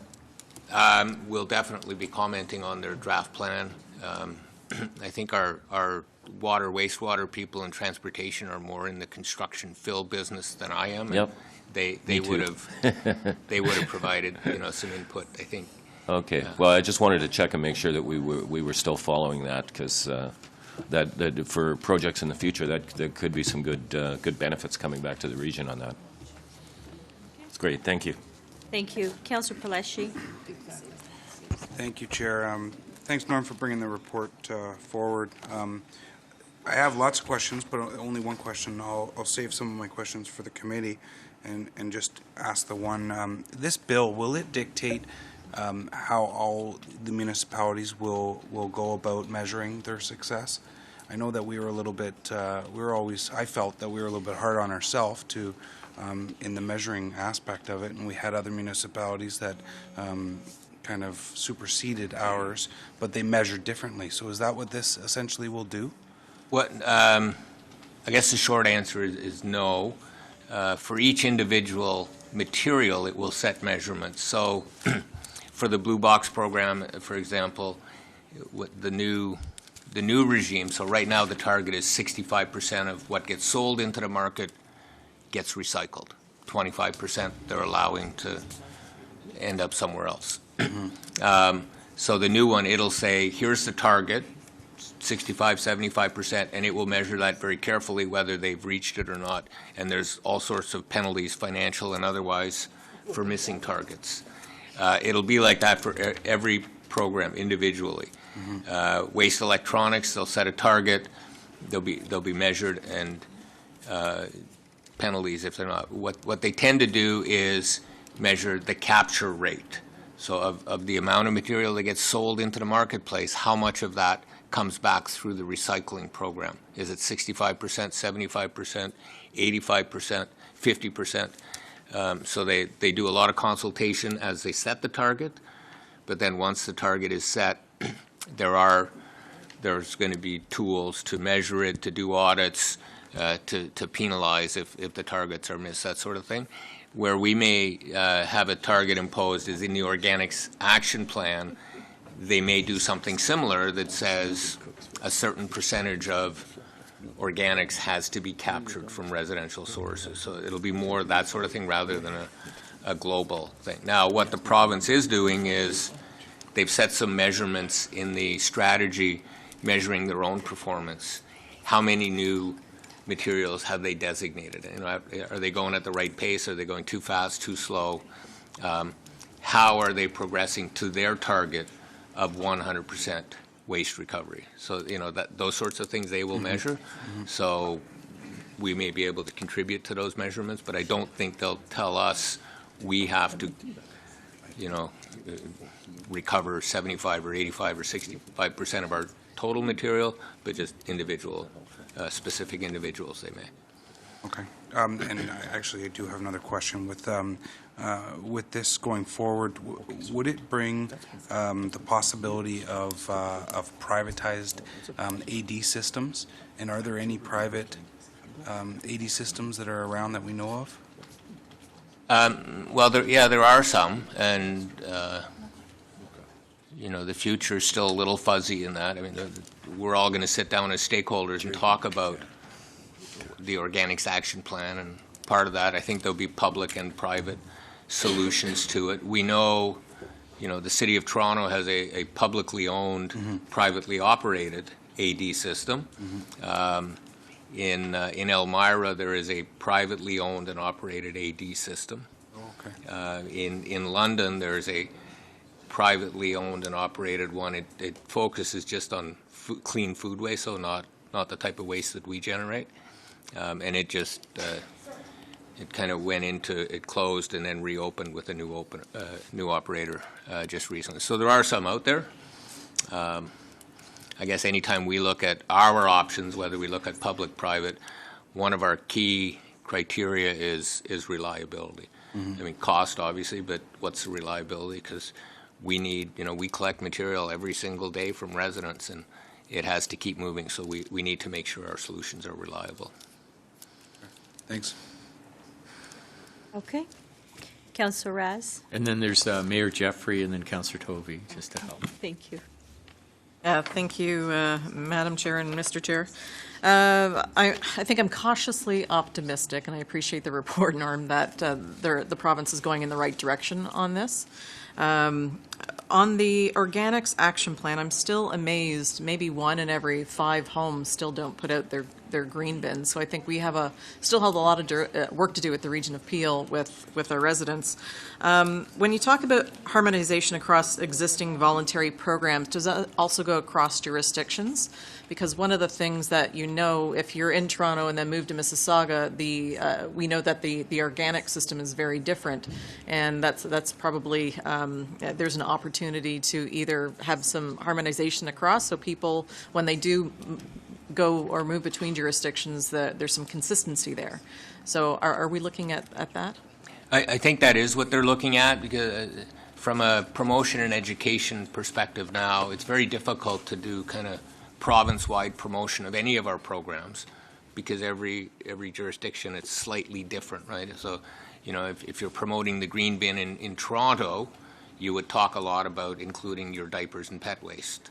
We don't include those, so we wouldn't want that advertisement kind of sprayed over the airwaves sort of thing. So those sorts of things, they're looking to harmonize programs to the extent they can.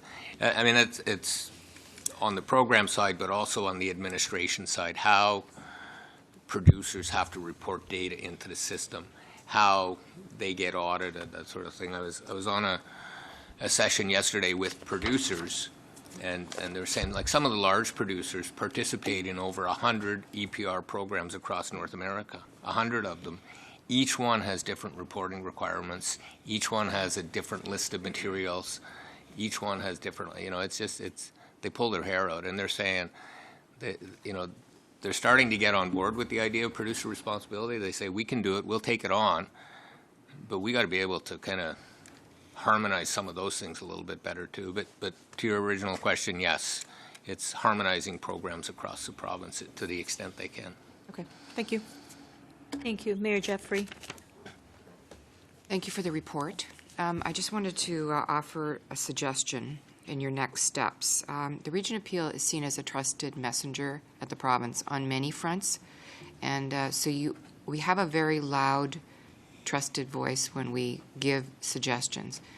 And something that I don't think we do very well is communicate not only to the bureaucrats, but to the politicians, because the regulations are still in their formation stage. So just as Councillor Rask talked about our constituents not understanding or using the program properly, I don't think our MPPs understand the implications of Bill 151 and how they can be helpful in crafting and wordsmithing regulations that help or hinder the region appeal. So my advice to you is it's a little more work, but you need to do some education of the local MPPs, not just government members, all MPPs within the region, because they can be instrumental in helping craft better wording that doesn't have negative implications to us. So sometimes they sit on standing committees, sometimes they're PAs. They have different abilities to affect change. The bureaucrats are just one piece of it, and they know their files, but at the end of the day, the politicians vote on it and have access to ministers and parliamentary assistants. So this is about making sure it works long-term for us. Okay, thank you. Thank you. Councillor Tovey. Yes, thank you. Just briefly, just wanted to jump back in because I think two really important points were made. And Councillor Palashi made a great point about the standardized methodology for all municipalities. So I was wondering if that would be potentially something that a suggestion that we may present to the province, because that's a very good. I'm trying to figure out how the province can figure out what their waste diversion is if they don't have a standard methodology for all of us. I can't quite figure that one out. I guess they'll just mess with the numbers. But and then Mayor Jeffries, I think, brings up another tremendous point. So I was wondering if possibly what would be a suggestion would be to have you do a thorough analysis of it and have that reported to the Government Relations Committee, so that we can be completely briefed on it when we're dealing with at AMO and things like that, when we're dealing with other levels of government. So if I could just make those maybe as direction, and then have that come back to IRAC. I think that would be very prudent, and great suggestions by both of you. Thank you very much. Okay. Thank you. Councillor Fonseca. Thank you, Madam Chair. Just with regards to standardized methodology, but then also how it would impact our system in the region of Peel. So I guess this is a question or a comment, I'd like to get your comments on this, Norm, would be with regards to schools and the school board, where do they fall into the picture? Because I know in the past, and I know we have changes that are all obviously now in place in Peel, but in the past, I know as a councillor right on the ground, I've had a lot of schools that have wanted to participate in the organics program, for example, and we haven't always had the capacity to do that. So in the overall picture, where would is there anything that you've seen in there that, would we be, as a region, be asked to work with the schools on pickup or collection of organics, or would they fall under, where would they fall into the picture here? I guess in the regulatory framework, they're technically an ICI entity, right? They're institutional. So a lot of the EPR stuff initially is focusing on the residential sector. The province has said it wants to have EPR programs for packaging and printed paper from the ICI sector as well. It's working on that.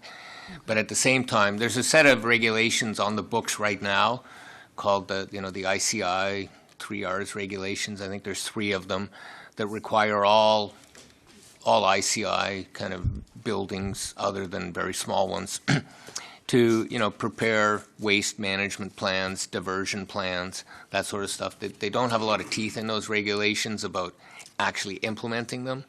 And one of the things that this act says it will do, and it's in the strategy, is they want to review their ICI 3R regs and put a little bit more teeth in those as well. So from that perspective, there'll be more pressure, a requirement for schools to actually implement programs to divert more waste. Some of the stuff may come out of the Organics Action Plan, because the goal, the minister's goal in the action plan is to eliminate organics going to landfill.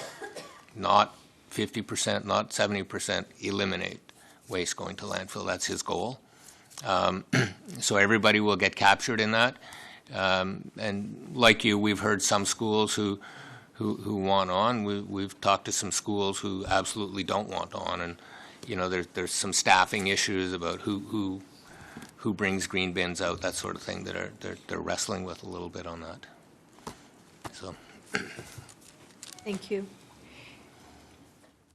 So we have an item of communication 12.3. Councillor Mahoney's on the list, Oh, sir. Councillor Mahoney. Just a quick point, and thanks very much for the presentation. I do think the standardization will be great. I know some municipalities still use plastic bags to divert their organics and boast a high 80-85 diversion rate, but where does the plastic bags going to come in? But further to Councillor Fonseca, where are we with the multi-res in this? Because I know we're missing out on a lot of organics, capturing those organics with high-rise buildings, and we get a lot of calls and inquiries regarding that. So is there a position or policy on how we can capture high-rise? Well, and right now, we don't have an organics program for multi-res. But as part of our plans to see how we can get to 75% 3Rs, we are going to look at that, right? So we're looking at, you know, can we implement a program? Who else has implemented a program? How might it work for us? And of course, mixed waste processing from multi-res, where we just, you know, so the source separation option is where we give them green bins, and the mixed waste is where we just take their garbage and extract it. So we're looking at both of those. Because it is going to be a challenge, I think, for us to get to 75%, and without multi-res, it's going to be a real challenge. So I think that's... It's with or without multi-res, it's going to be a challenge. It'll be a little bigger challenge without them. Thank you. Great, thank you. Mayor Thompson. Okay. One last question to follow up what the Councillor Fonseca is saying. How do we get the schools on board? You know, the public schools or the smaller schools do have the pickup, but you get to the high schools, everything's all, we're losing, it's an education system too. And we need to have the schools on board. So I guess back to you is, let's find a solution on how we can get the schools to be part of the process. Because as Councillor Mahoney said, is how are we going to get that to the 75%? We got to have the schools for two reasons. Having them on as a market is one thing. Two is it's education to the young people that are going to be, you know, the decision makers in the future. And we're losing that in the high school process. Yeah, and I don't disagree with that. We have, and I'm going to get the name wrong, but we have a partnership with the school boards where we're working on education curriculum with them. We're working on how to get these programs implemented in their schools. We're trying to take a kind of holistic approach where the education and the actions go in at the same time to schools. But we have to recognize they don't report to municipalities. We don't have any jurisdiction over schools. So, you know, we're working with them as partners. Can we not have a conversation to be part of the process, to say, look, we're trying to take a leadership role. We need you to partner. Would you work with us and be part of the Region of Peel's waste diversion system? Because if it, they would love to talk to one market, which is Peel, versus, you know, independent groups. And I don't mean to cut you off, but I think that's where we've got to lose focus. I really like to see if we can have the conversation. We are, and I don't want to be too negative on our schools, because to be honest, I mean, they're coming to the table to this partnership, and a lot of them are embracing the ideas. That the biggest challenge right now, I think, is actually implementing the programs in the schools, just because they have, you know, whatever the number of custodial staff, the limits on them. They've got, you know, they have to cut the grass, they have to clean the floors. This is one more thing that right now it's not in their agreement to do. They're really struggling with how to get that to happen and to pay for it, that sort of thing. So it's they are, you know, philosophically they're with us, they're supporting, they're trying their best. They've got a lot of good stuff, but it's just not as there are some barriers that they're up against. I still think we got to find a solution. Thanks. Thank you. And I think, is there someone else? Councillor Starr. Quick question, Norm. Is there a breakdown? Is there a breakdown on? And I'm following up on Councilor Mahoney's multi-res. Where does the pickup start insofar as single family, I guess, townhouses, etc. Multi-res, does that have to? Is that a definition that you have? It's over so many stories, or what I'm getting at is what are the numbers that we're missing? Mostly, and I mean, there's the odd exception. If it's 6 dwelling units or fewer, it's part of our curbside program. And if it's more than 6 dwelling units, it's part of our multi-res program. It seems to be the number. Now, there are some townhouse complexes with far more than 6, but they can easily be accessed by the curb, so they're over there. Sort of I don't need a number today, but is there a number for the region that we know that we can isolate and say, here's how many multi-res units we have that we're not serving? Oh, and yeah, I mean, we know that we have, these numbers aren't exact, but about 330,000 curbside units, and we have about 96,000 multi-res dwellings total. So like if you count the individual apartments and condo units, 96,000. 25%. Yeah. We're, next to Toronto, we have one of the highest percentages of multi-res in the province. Well, I agree with Councilor Mahoney. That's something I think we, put into the work plan, or at least the wish list. I can assure you it's there. We're chewing away at it. Good, thank you. Thank you. And if I may suggest with regards to the schools, maybe each municipality may want to contact their trustees and have the trustees bring it to their board and sort of see how they can implement it through that. So just a suggestion. We have an item of correspondence, 12.3. It moved by Councillor McFadden, second by Councillor Mahoney. All those in favor? That's carried. Moving on to, Norm, you can stay there. 11.6, we have another presentation on biweekly cart-based collection. Madam Chair, you need a motion to receipt of the first presentation. Oh, Councillor Gibson, Councillor Fonseca. Thank you. All those in favor? That's carried. Great. Thank you, Madam Chair. Today's presentation, it's on just an update for councillors on the implementation of the biweekly that started at the beginning of the year. I just want to talk a little bit about the 5 things, how residents are doing with their set out, how our contractors are performing, kind of our on-road support for residents, our in-office support for residents, and then just close out with a little bit of a discussion on townhouse complexes. So I guess I want to start by saying, that the vast majority of residents are doing this, and they're doing it well. We're seeing, upward of 97% of residents setting out the right bins. So many of them have figured out, like they have them 3 feet apart, like our literature says, that pointing the right way. They've been engaged. They were looking for this stuff, and they were ready to go with it. Some of them, and I have some other pictures which I'm not sharing, maybe they're turned sideways, they're too close together. There have been some, these are changes, obviously, right? So we've seen less than 1% of residents setting out the old containers. That corrects itself pretty quickly because you see, 5 or 6 houses in a row with the new containers, 1 person with a garbage bag, and then another 5 or 6 with a container. So just socially, they're adjusting quickly. And we've actually, for the first couple of weeks, we collected those. We'd send our staff around to pick them up. We asked the contractor, just pick them up and we'll talk to the people. We've stopped picking those up now.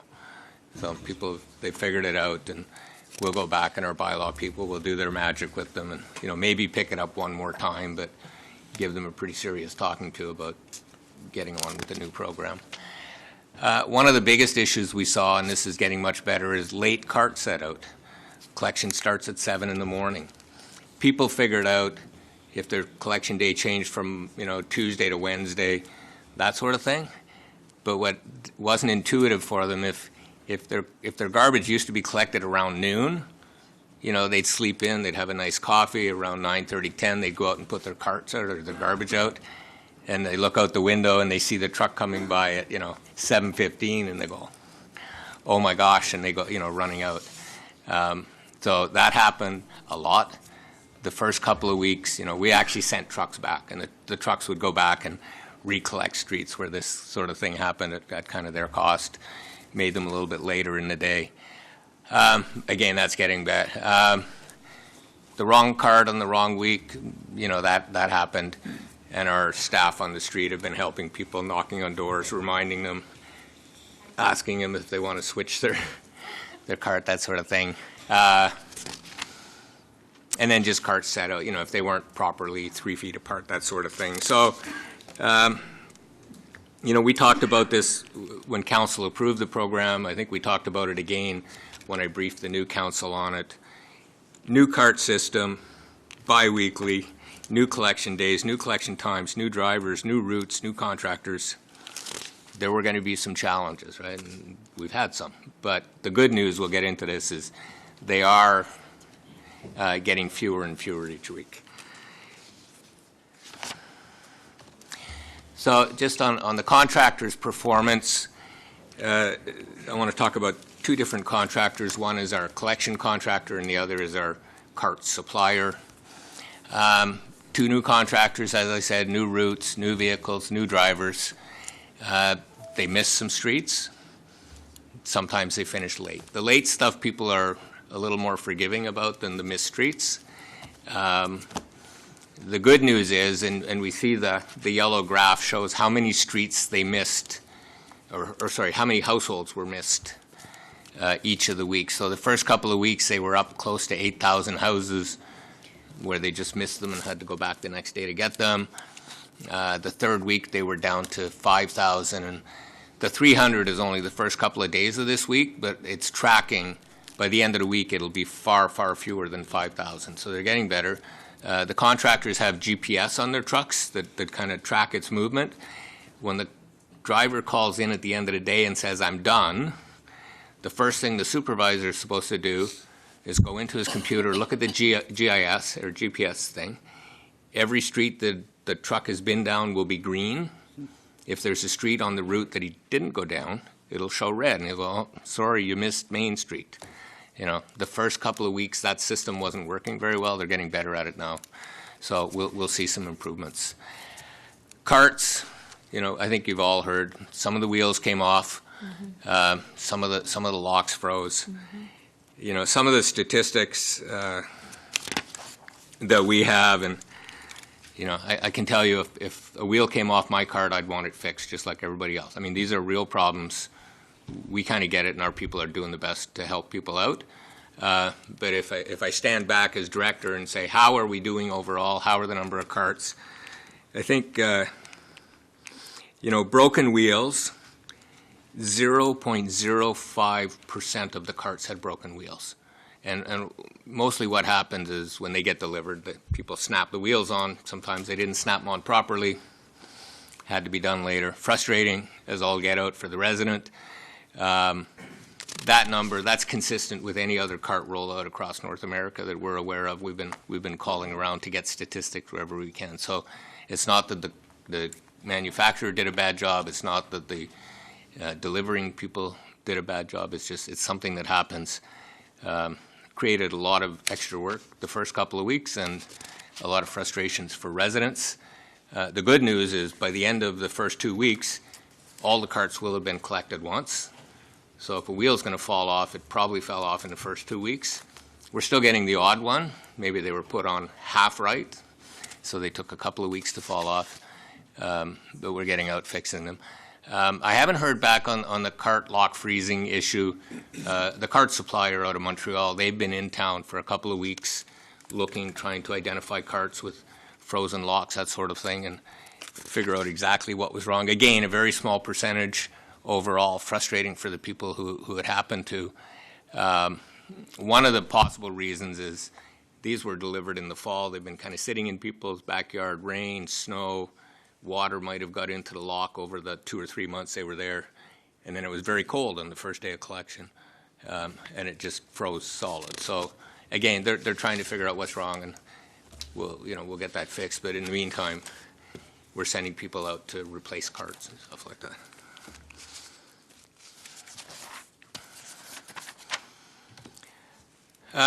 So two of the key things, we council agreed to invest in on-road support. We hired 21 additional staff temporarily. They're out there.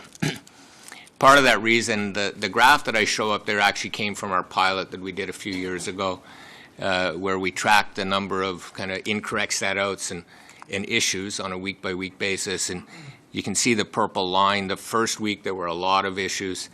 It reduced, and by about 4 weeks, people kind of got the program. And so that's why we said during those times, let's get out there and we'll help them. And, they've been busy, all 21 of them, there's no doubt. Whether it's knocking on a door when somebody set out the wrong color cart and helping them, change it for the other one, or responding when a wheel was broken to get it fixed. They've been busy. One thing, I guess, and the numbers we are seeing, they're getting less busy, which is good. There's fewer and fewer calls each week, stuff to do. I do want to take time. A couple of councillors, I'm not going to mention your name, you know who you are, took the time to thank Garnet and his team for their work out there, and you can't believe how much that buoyed their spirits, right? Like, they're out there in the trenches every day. They're not getting the happy calls. They're getting the tough ones, right? And you know what? Neither are you. Don't get the happy calls. I'm going to write that one down. So maybe I should buy all of you a box of chocolates or something. Anyway, so we know it's serious, and they are trying their best to help these people. But it did help them when they kind of got a thank you note or something. We never get the happy. In office resident support. This is really the call center. It's the one where I've kind of gotten a little more heartburn in some of the other areas. Just a couple of, if you look at those graphs, the wait times, the first couple of weeks we were looking at 20-minute wait times. So somebody calls up, they have a problem, they got to sit on the phone for 20 minutes. I'd be beside myself if I had to wait. And I don't know, other than Rogers and Bell, I don't think I've ever done that. But the good news is, you look at week 3 and week 4, the wait times are getting much better. And then the same thing with the blue graph shows the number of inquiries, the types of inquiries, that sort of thing, and those are going down. We don't have stats yet for this week, but they're going down. The other thing, and there was a lot of talk about how many people got to use the phone, whether they wanted to use the phone, preference or not. In the first week, 97% of the information requests and stuff came in online. So either they went online, they found their answer, and then they were done, or they went online, they didn't find the answer, and they sent us an email. There's a tool on our online thing. And we made the conscious decision to push people over to digital because we knew the call center would be overwhelmed. When 1.4 million people want information about something at the same time, you just can't answer all those with a call center. It's just, it would have, 3% of the people were phone calls, or 3% of the inquiries were phone calls with 20-minute, 25-minute wait times. Could you imagine if it was 50%? Like, I'd probably be looking for a new job.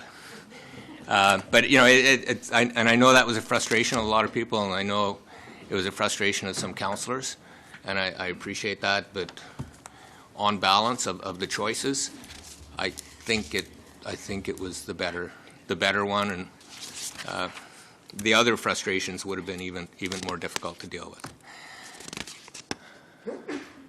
So I just want to end with a little bit about townhouse complexes. When council approved the biweekly plan, there was quite a long discussion about what do we do with townhouses. When Toronto did carts 10 years ago, everybody got a cart. And the townhouse folks were really upset about that because they were smaller, tighter.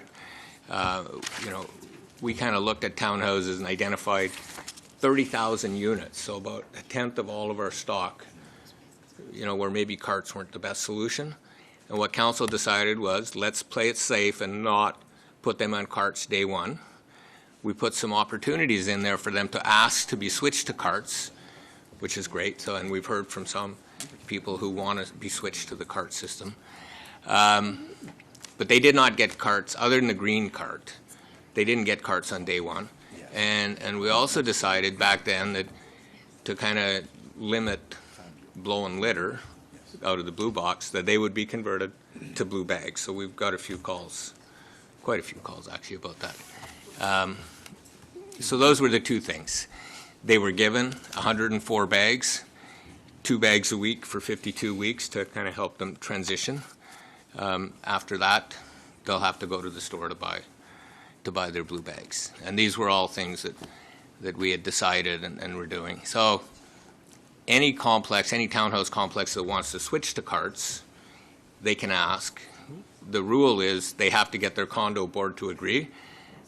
So far, any of the ones that I've heard, some people want carts, some people want to stay on bags. Unfortunately, the way they're set up as a condo corporation, whatever, they have to agree amongst themselves first before they ask us. And the other thing I'd say is, I'd love to have every building on carts. They're far more efficient to collect, far less litter, that sort of thing. If there's a possibility of switching, we're there.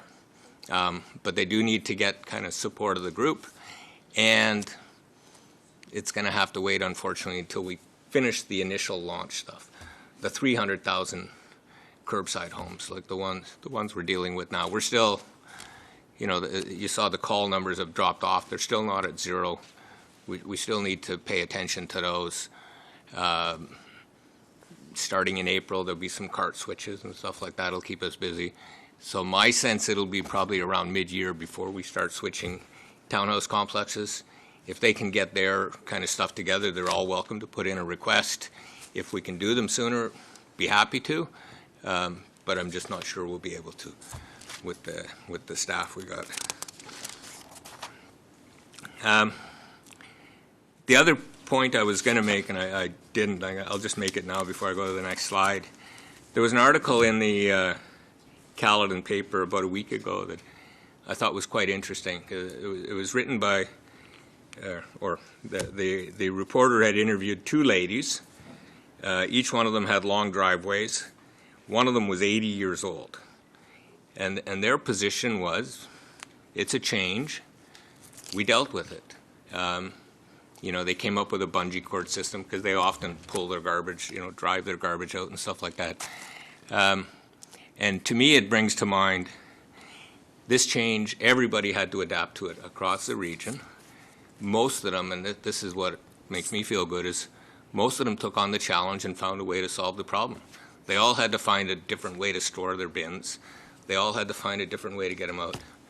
97% or so, including these 2 ladies, one of whom was 80, figured it out. Some of them are having a little bit more difficulty, and we're working with those. We're trying our best. And I don't want to diminish, their problems, because I say, if it happened to me, I'd be on the phone too. So just wrapping up, we take customer service seriously in our division. There's no doubt. Garnet and his people have been out there sweating on the street every day, doing their best to help people. In the call center, those staff have been working hard too. They've added more staff. Some residents, they're frustrated by the wait times and stuff, but they're doing their best. But the majority of people are kind of doing well, and I'm pretty pleased with the progress so far. Two statistics, and remembering why we did this. One was to save money, which we're doing. My budget is $5 million less this year than it was last year, so I have to save money. It better come in cheaper, or else I'll be in trouble. And the other thing, based on the first month of data, it looks like our green bin tonnage is actually way up. The first month last year, we collected about 2,000 tons of green bin material.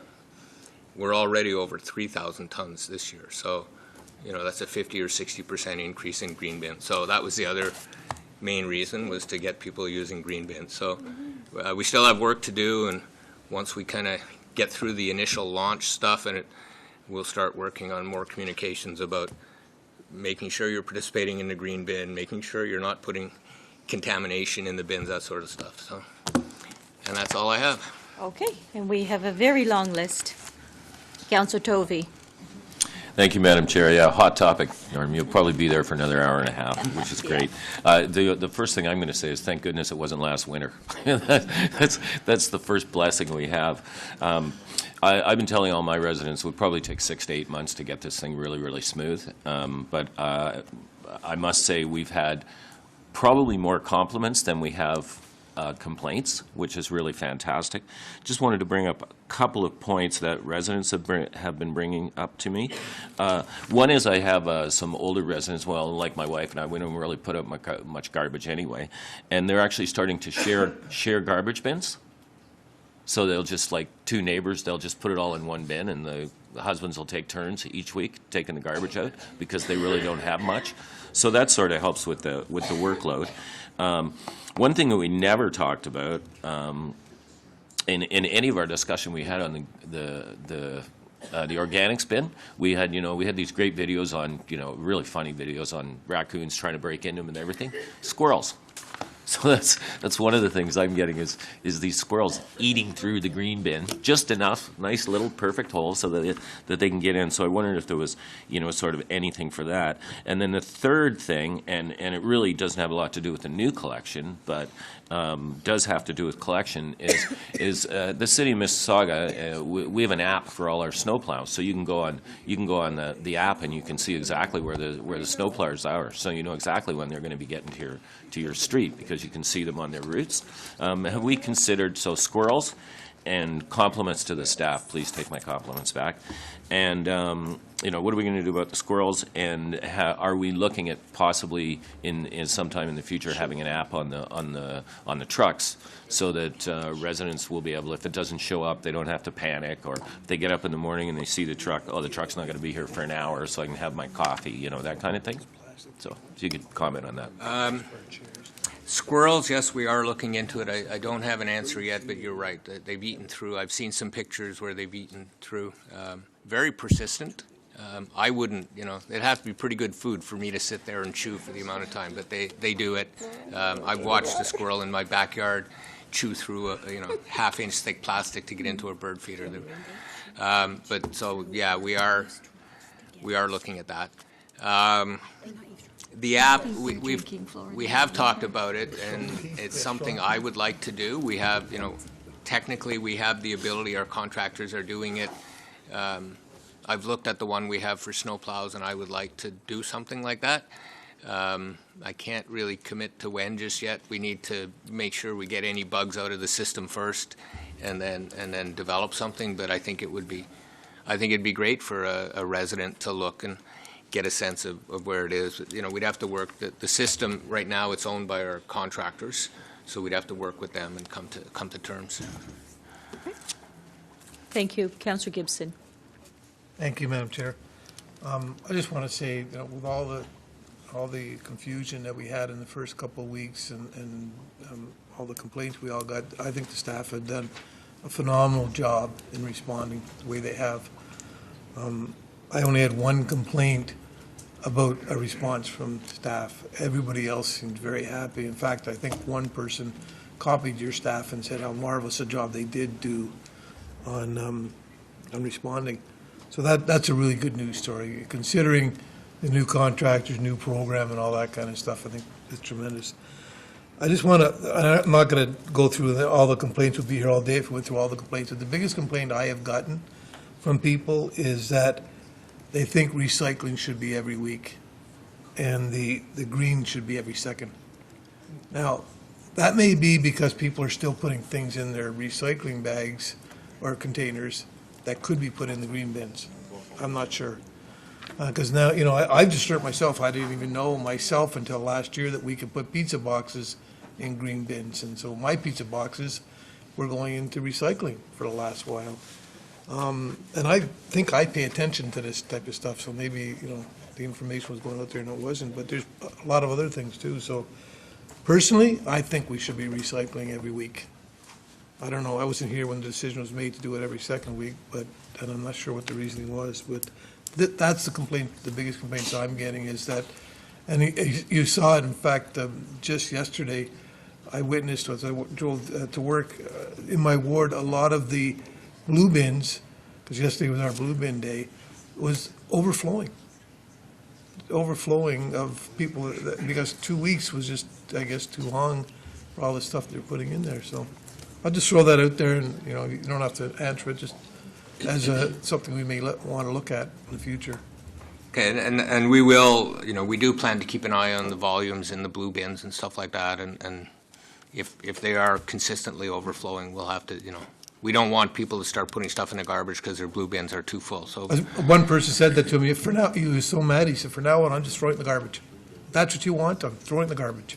I said, well, consider and I tried to explain to him some of the stuff that can now go in the green bins, and he didn't know about it, and maybe it's just because we maybe haven't done a good enough job. Because before, those type of things did go in recycling, where now you can put them in the green bin, so. I don't know what the answer is, I'm just letting you know that is the biggest complaint that I'm getting so far, but I think kudos to the just staff. on the organics, I'd want to wait till we get to the August 30-degree days before thinking about that one too much, because, the main reason we collect it weekly is because it will really Well, I'm not start saying to go back to collecting organics every 2 weeks, I'm just saying that Okay. it's obvious that, to me and to a lot of people that I've complained from, that recycling, they think needs to be done every week, if you want to promote recycling. Sure, we'll take that feedback. Thank you. Thank you. Councillor Raz? Thank you very much, Madam Chair. Thank you, Norm, and the team. Is Garnet actually here? Where is he? There he is. Can you just stand?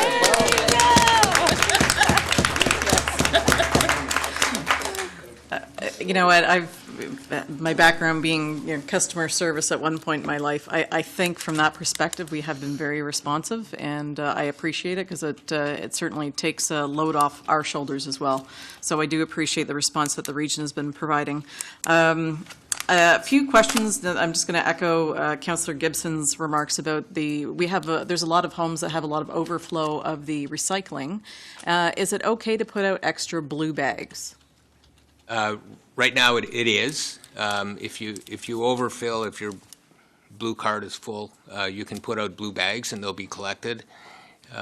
What we'll have to look at, that it really kind of draws down efficiency of collection, and we'll have to look at if that's consistently happening for residents, and they're using the big ones and that sort of stuff. We may even look at giving them a second one, if it's consistent. If it's once or twice a year, well, just use a bag sort of thing. But yes, you can use a blue bag, or you can bundle large pieces of cardboard if need. Did we do any QA testing on the green bins before they were purchased? I know they're from a Montreal manufacturer. Presumably, they would have some experience with cold weather situations and squirrels. So I'm just wondering what kind of due diligence did we go through before we selected the green bins with the lock issues and there's the squirrel issues? Well, we did, and we visited their site. It is IPL is a top-notch company in the card industry. They're fairly large. The bins meet ANSI standard, and American Society of something. So there are standards for strength and thickness, and if you need the name, if you let me, I can let you know what it is. But it's the locks themselves. This is a new generation of bins. These types of locks have never been used before. So when we had the request for tender, we got suppliers to submit samples, and all of them have seemed to have adopted this new style of lock that opens when it's upside down. So it solves that problem, but they're new, so we couldn't call a municipality that had used them to find out, how well they work, that sort of thing. So we're on the bleeding edge for that one. Yeah, and that one, and we've been very clear with the supplier that we expect these locks to work. That's what our contract says. They give us locks that work. So frustrating for the folks whose bins didn't open the first couple of weeks, but it'll get fixed. Okay, and lastly, have we figured out the process for collection of the old bins, of the old garbage bins? We have, what we've said was, I think around March or April, we'll have a collection, like, so over a, probably a 2-week period, so maybe on your recycling day, we'll pick a day. You can set them out at the curb empty and we'll pick them up. We're encouraging people to reuse them and keep them. They're theirs if they want them, so blue boxes have a lot of uses around the home. If they want, they're welcome to keep them. Same thing with the green bin. If they can find a use for them, they're welcome to keep them.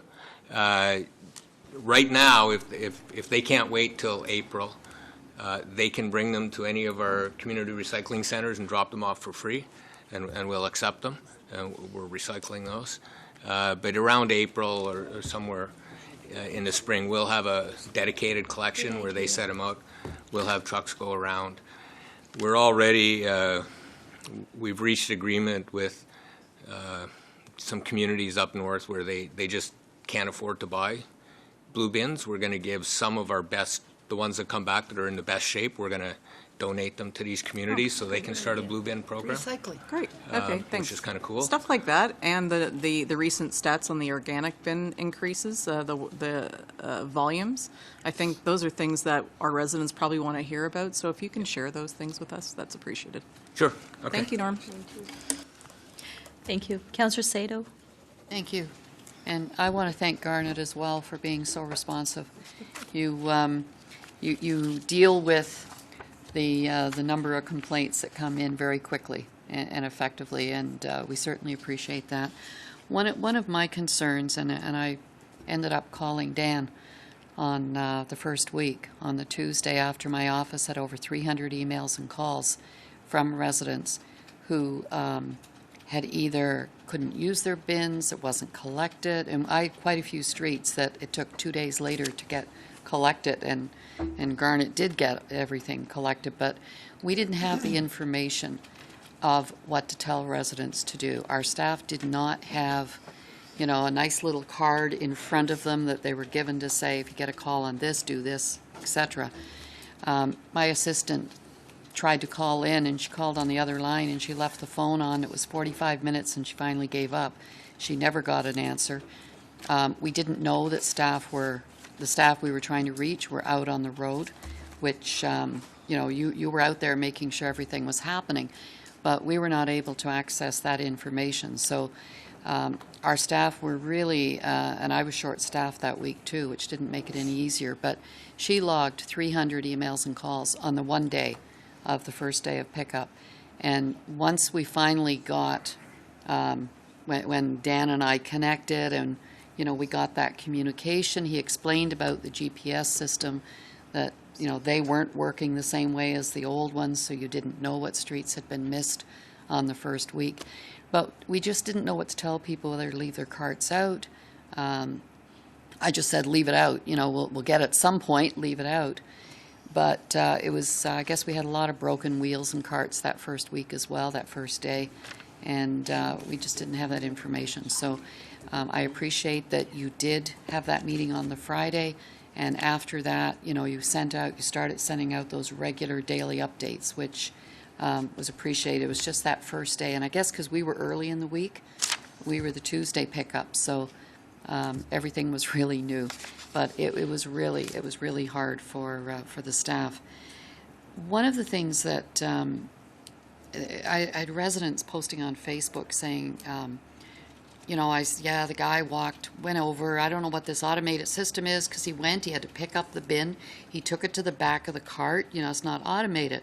And I said, well, no, look at the video on the region's website.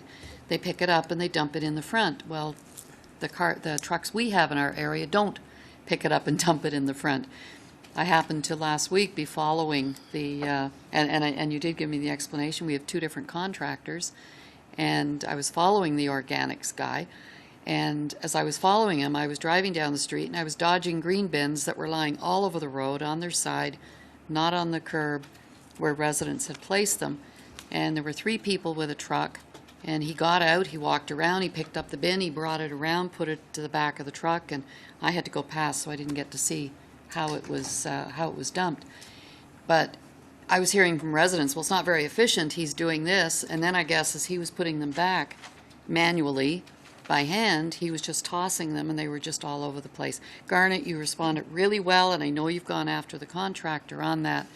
We're still having it happen this week, so I don't know whether we still have that truck in the area or not. But I think we should have shown on the video the two different types of trucks, because I was going, well, no, we're not using trucks like that, you know, and the residents saying, well, I was out there watching it. So that information, I think we should be showing people on the website, that, you know, you may get a different service. I'm still finding that the service levels, and I've passed this to Garnet, and I know you're going to deal with it, the contractor, the bins are just all over the place. The garbage bins this week were, you know, and I know all my neighbors left them on the driveway, and when I drove out of my street, every single one had been replaced onto the road. We don't have sidewalks, so the road is where everyone walks, where luckily there was no snow. But, you know, those are service levels. Half of them were on their side, a couple of wheels had fallen off, you know. But I think those are the service levels that we need to really keep on top of those contractors, because it's fine for the first month, we'll work through it, but after that, we're going to get more complaints. The biggest complaint I'm still getting, of course, is the size of the green bin. And one resident had posted on Facebook and said he has a solution. He put it in his backyard, and every week he puts his little bag of compost into the bin. And he said, I figure by July I will have enough to put out on my curb. I said, well, the smell may get to you before you fill your bin. But that is by far the largest, because when you put the bag in, it kind of sits on the bottom and looks rather ridiculous in the big bin. One of the things I'm going to try and do, I thought about this week, is I'm going to see if the lid will come off the recycling bin and the garbage bin, because the bins are the same. And I was thinking, if I just used one bin and just put a different lid on every week, then I could save a lot of space from my bin. But I don't know if the lid's going to come off well enough to do that. So I may be experimenting with that. I just thought it was a brilliant idea that I could get rid of one bin and use it dual purpose. The other issue that we're facing at the city is our staff are now reviewing the property standards bylaws, and our offices are getting a lot of complaints about where residents are storing their bins. And we've discovered that our property standards bylaw does not cover garbage bins.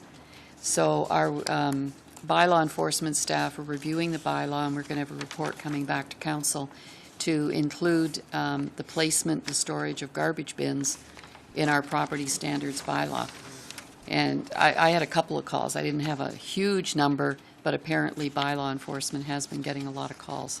I guess people are putting them out front, and they're being very offensive to their next-door neighbor and not being good neighbors. So, you know, I think we will see a lot of exchanges on the carts where people have the larger ones and want to go smaller, which I think is a good thing, especially for the garbage carts.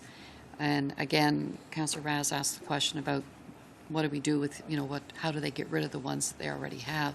And I think we need to get that information out to the public, because they're, you know, they don't want to keep them around. They want to get rid of them and, you know, clear up some space. But again, big thank you out to Garnet especially, because you're very, very responsive, and we certainly appreciate that. And the calls did go down the second week. So it was just that first day. Thank you. Councillor Parish. Well, I have a more lighthearted complaint. With the heavy winds last night, our bin blew over twice, and my husband jumped about 80 feet in the air because it sounded like a gun going off. And of course, I insisted he wrap himself up and go out there and pick it up. So the guy this morning didn't have to straighten it up. But I don't know, the winds changed or something, and it just hit that bin and it went flying. And it makes a great noise. The second thing I wanted to tell you, it's kind of funny, and I think we could all help people with this, is I have a little neighbor next door, and she's a widow, and David always shovels her driveway. And I've watched her twice on a Wednesday night go skulking over to our garbage take the lid off and put her stuff in and go running back to her house. So I told her this morning when I saw her that she's welcome to use our bin anytime. And I think that's good for people like her who can't shuffle it down. I don't even know if she had them delivered because I've never seen them on her driveway. But since you're not picking stuff up this week, I'm getting skulking in the night. So I've told her she can do it openly, so. And I wanted to thank Arnett. I think for over 1 million people getting however many complaints you had was fantastic. I was not predicting it would be that smooth. In my office, we had a couple of streets missed up in Malton, but they're so easy going up there. They just phoned to say, is someone coming one of these days? So it was good. It was not traumatic for me at all, and I thank you very much. Okay, thanks. Great. Thank you. Councillor Fonseca? Thank you, Madam Chair. Thank you, Norm. I was one of the councillors that requested a presentation update, so thank you very much. Thank you to Garnet and Paula and all staff. Ward 3, one of the big changes in Ward 3 was we have split days now. So because of the timing of the program starting right after the holidays, there's a lot of people that put their garbage out on Monday that were not supposed to be. They were supposed to be Wednesday. There's a lot of confusion there, and you addressed, as has already been said, you've been amazing trying to address from a customer service standpoint. You've done a great job in addressing residents. Most of the questions I had are around the multi-residential, but I did have one with single-family or semi-detached homes. And it's more of it's a set out, the way that the residents are setting out the carts, and I thought this was being dealt with offline, but I've had a couple of questions. I have some streets like Bloor Street and Cawthra where the residents are still asking if they can put the cart, they can separate the carts.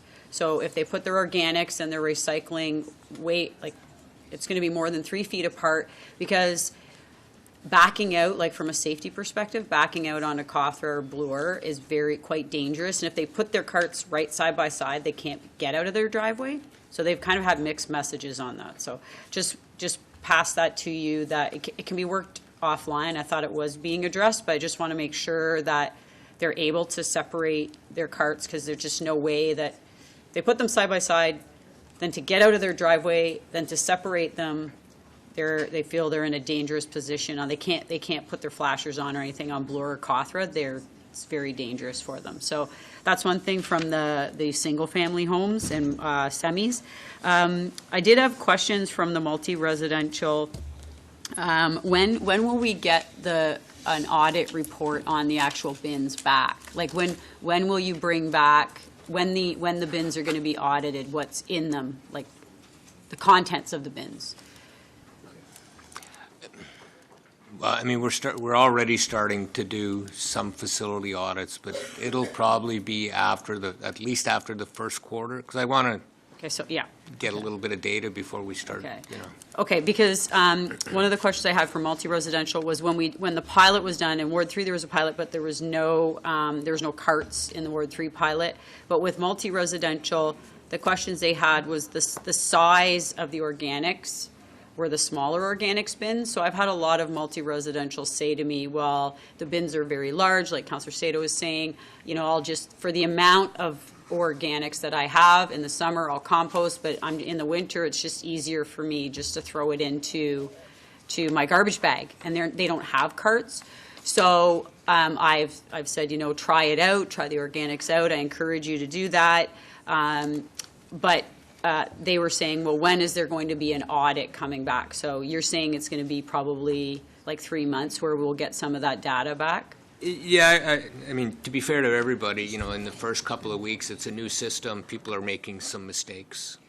We want people to kind of get used to the stuff. We want the contractors to get used to it. We still have the odd truck where it's used one day for garbage and the next day for blue box, and there's still a little bit of garbage in it. Okay. So we just want to let everybody kind of get to a steady state before we start auditing and measuring things. On your multi-res question, I mean, we're happy to meet one-on-one with groups of So it should be dealt with one-on-one is the best way to to approach it. Okay.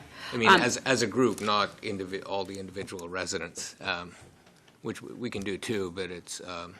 And to Councillor, to your point about people trying to work it out, and to Councillor Tovey's point, I think Councillor Parrish, about sharing. In the multi-residential, I have a lot of multi-residential where they can't convert to carts because the number of carts they would have to put to the curb would not in any way, shape, or form, like, you have 389 units, there won't be space on the curb for 389 units, and trucks can't get on site because of the way the complex is built. I've had it proposed to me from some of these, if they were to share organics bins or share carts, is that something that's possible? So you don't have to respond to that right now, but they're looking for solutions to try to be able to move to carts. So again, I guess I could work with you offline on that, but these are sites where they're not able, there's nowhere on site, on their actual site, that you could collect the carts, and there's just no room on the curb for them to put that many bins. Like, there is nowhere. They'd be lining the entire, like, it would go all the way down the street on, the number of bins that would be at the curb. So I have quite a few of those older townhouse complexes like that. And that's good feedback. I think that the best way to come up with a solution is to have some of Garnet's people go out and look at it, because they understand the operations a lot better than I do, what can and can't be done. As the number of other issues starts to drop off on the street, some of his 21 new people, he'll be able to kind of reassign to these types of questions too. Okay, so ongoing, I should just deal one-on-one in the interim with those locations and staff here? I think with Garnet, if you want, I'm happy to get involved. We can have like one collective meeting to kind of chip through a whole bunch of them. Okay, and one other question I had was, I've had residents ask me about, there's concern about the trucks in there, and this is different neighborhoods, and low wires. So if you could provide me an update on how that's being dealt with between Peel and the contractors, and in those neighborhoods, I've had a number of questions come forward from residents noticing, saying, there's a lot of low wires here, the trucks are dangerously close to the wires. What's being done about that? Sure. I can tell you right now, and it's actually the style of truck that collects on the front. They're a little bit taller truck. They're still within, the MTO regulated height for trucks, but they're a little taller than the other trucks. They've been working, they let us know, and they're working with the hydro authorities to actually raise there are some areas where they have to raise wires. What they did is they put a little tower on a pickup truck that's the same height as their truck, and they drove around and saw if it would hit any of the little wires across the street, and wherever they were, they'd put the address, and they're dealing with hydro. Some of them they have to raise, other ones they can get under. Dangerously close is okay, but touching is not okay. If you have a house, if you have an address where somebody's actually concerned about the height, let us know, and we'll get them to work with hydro. Okay. They can always raise a few more. Thank you. Can I just jump in, if I could, just chatting with Garnet? Most of that will be taken care of by the end of next week or so. Oh, great. And most of the wires that were low were not hydro, they were Bell and Rogers. When they throw them across the street between trees, they don't measure.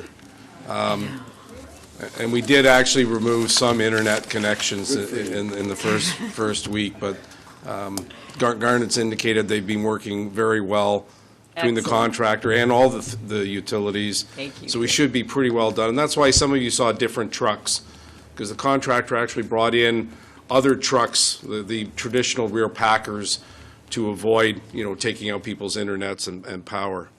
But I think the first day or so, we lost a couple streets, but they got back on real quick. Thank you. Great. Thank you. Councillor McFadden? Thank you. It's been so long, I forgot I had my name on the I should have just skipped it over. No, thank you very much. I know that I have personally thanked Garnet and his team for all the work that they've done.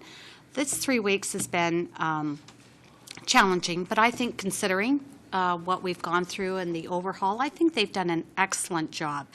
And I think a lot of that is because of Garnet and his team and the way that he's handled the complaints and the emails, and the response has been over the top.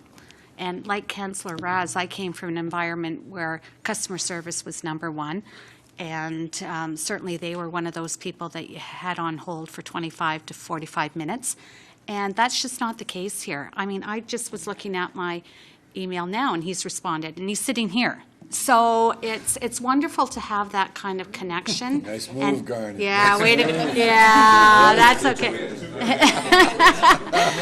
Yeah, but it's wonderful to know that he feels that way, the same way that we do about our residents. And for that, I thank you very much. And on a funnier note, well, it's not so funny to me, but I had a senior moment this week. I know, it's hard to believe that I'm a senior, but I am. And I emailed over to Garnet and wondered why my recycling hadn't been picked up. It's been 2 weeks in a row. Why has my recycle not been picked up? Well, it wasn't recycle week. Or it wasn't garbage week, or whatever the case may be. But he came by very professionally, or had his staff come by very professionally, and picked up the one that wasn't supposed to be picked up, and left instructions and the calendar. So that none of this would happen again. And thank you for being so politically correct and for not embarrassing me too much. But those are the kind of customer service things that I know are happening every day. So thank you, Garnet. Great. Thank you. Councillor Miles. Thank you very much. I think much has been said. Thank you, Garnet. You've been really great, so quick, so responsive. I think what we found today, though, is that communication is so important. If we understand what's happening out there, then it's so easy for us to provide a plausible explanation to our residents. I think today's a good news story, because you can see that we're actually starting, the decline is happening. I would love to be able to share this information with my constituents.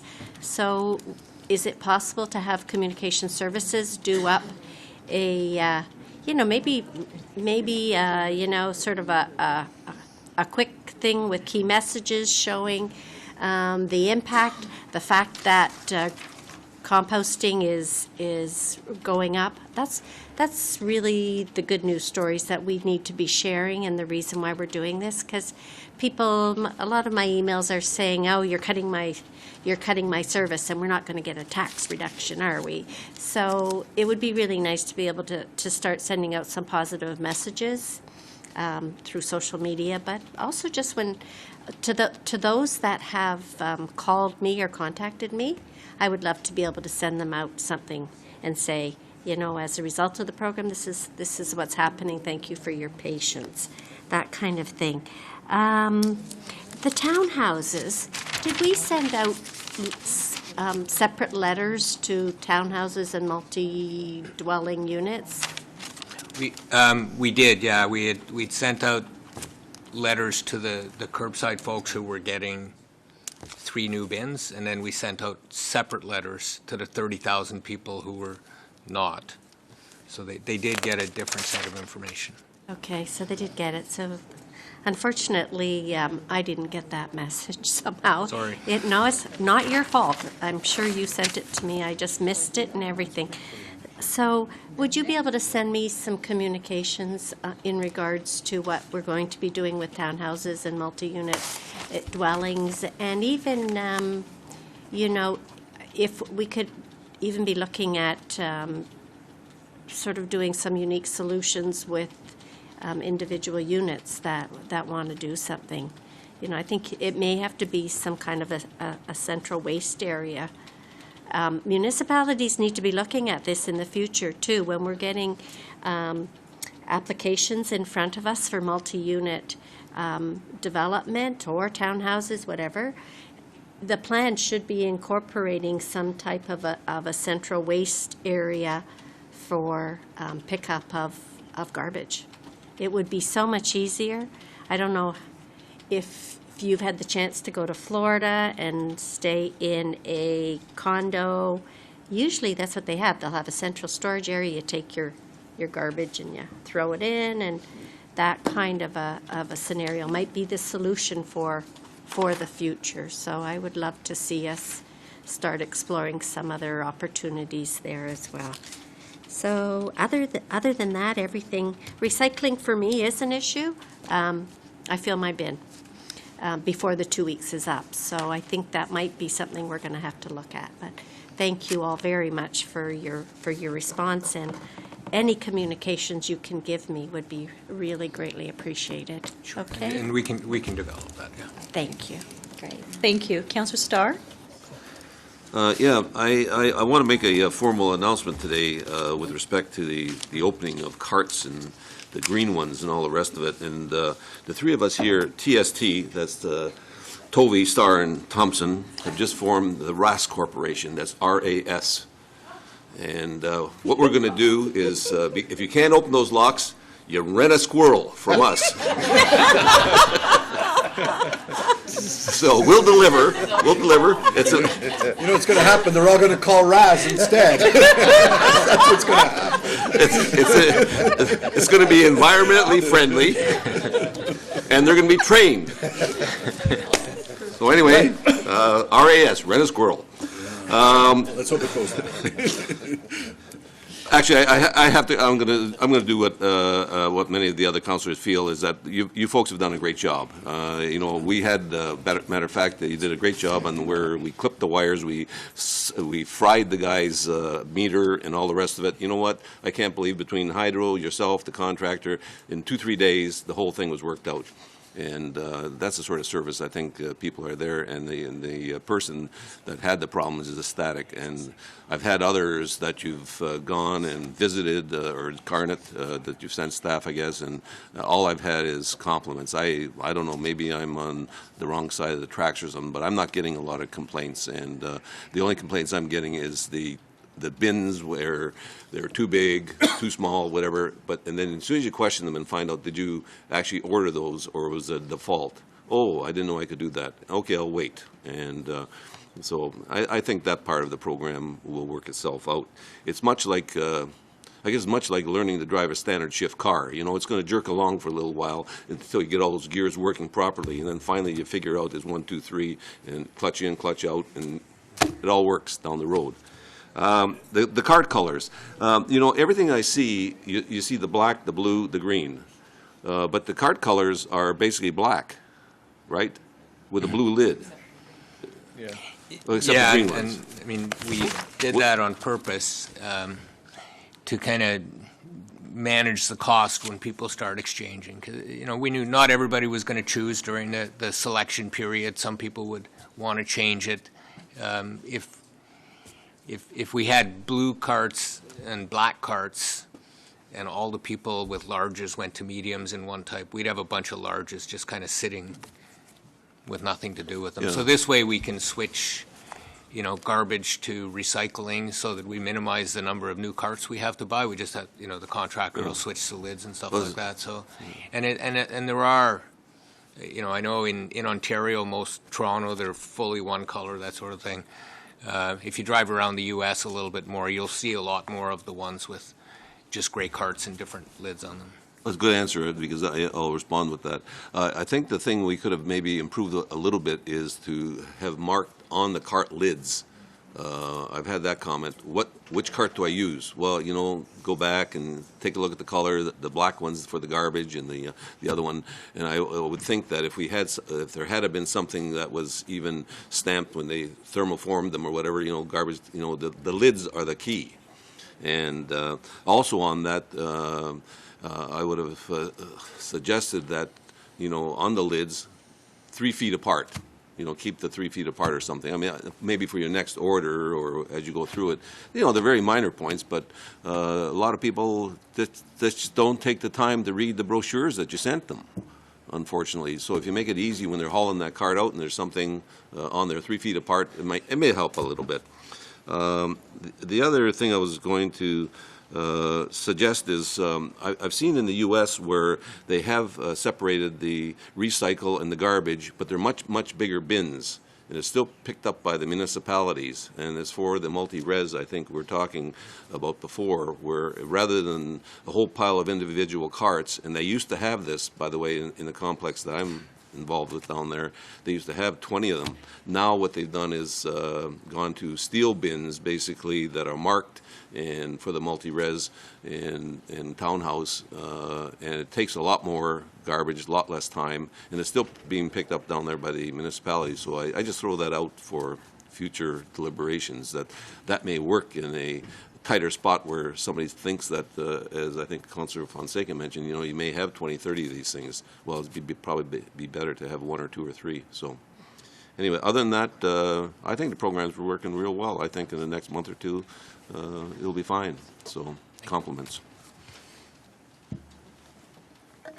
Thank you. Councillor Carlson? Thanks very much, Madam Chair. Norm, great launch.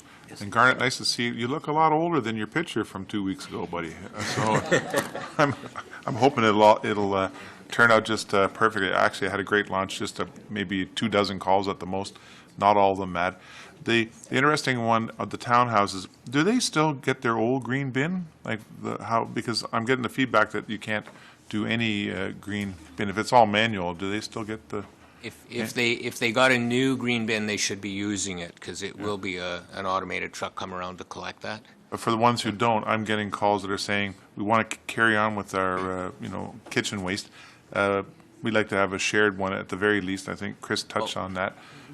But then one of the people said, well, I went to the Battleford Center and they wanted to charge me for bringing my recycling. So I know we don't charge for that. So I was kind of surprised to hear that. But I'm just saying, back on the green bin, though, if they did not get the new green bins as a complex, then they do still get to use the old ones, and okay, they're still on manual. But that's all manual. And I'm hearing a lot of questions about townhouses, and I'm going to talk with Garnet and his folks. As the number of issues starts dropping off on the street, I'll see if there's any way of accelerating, transitioning a handful of staff over to start dealing with these smaller townhouse complexes and stuff, because...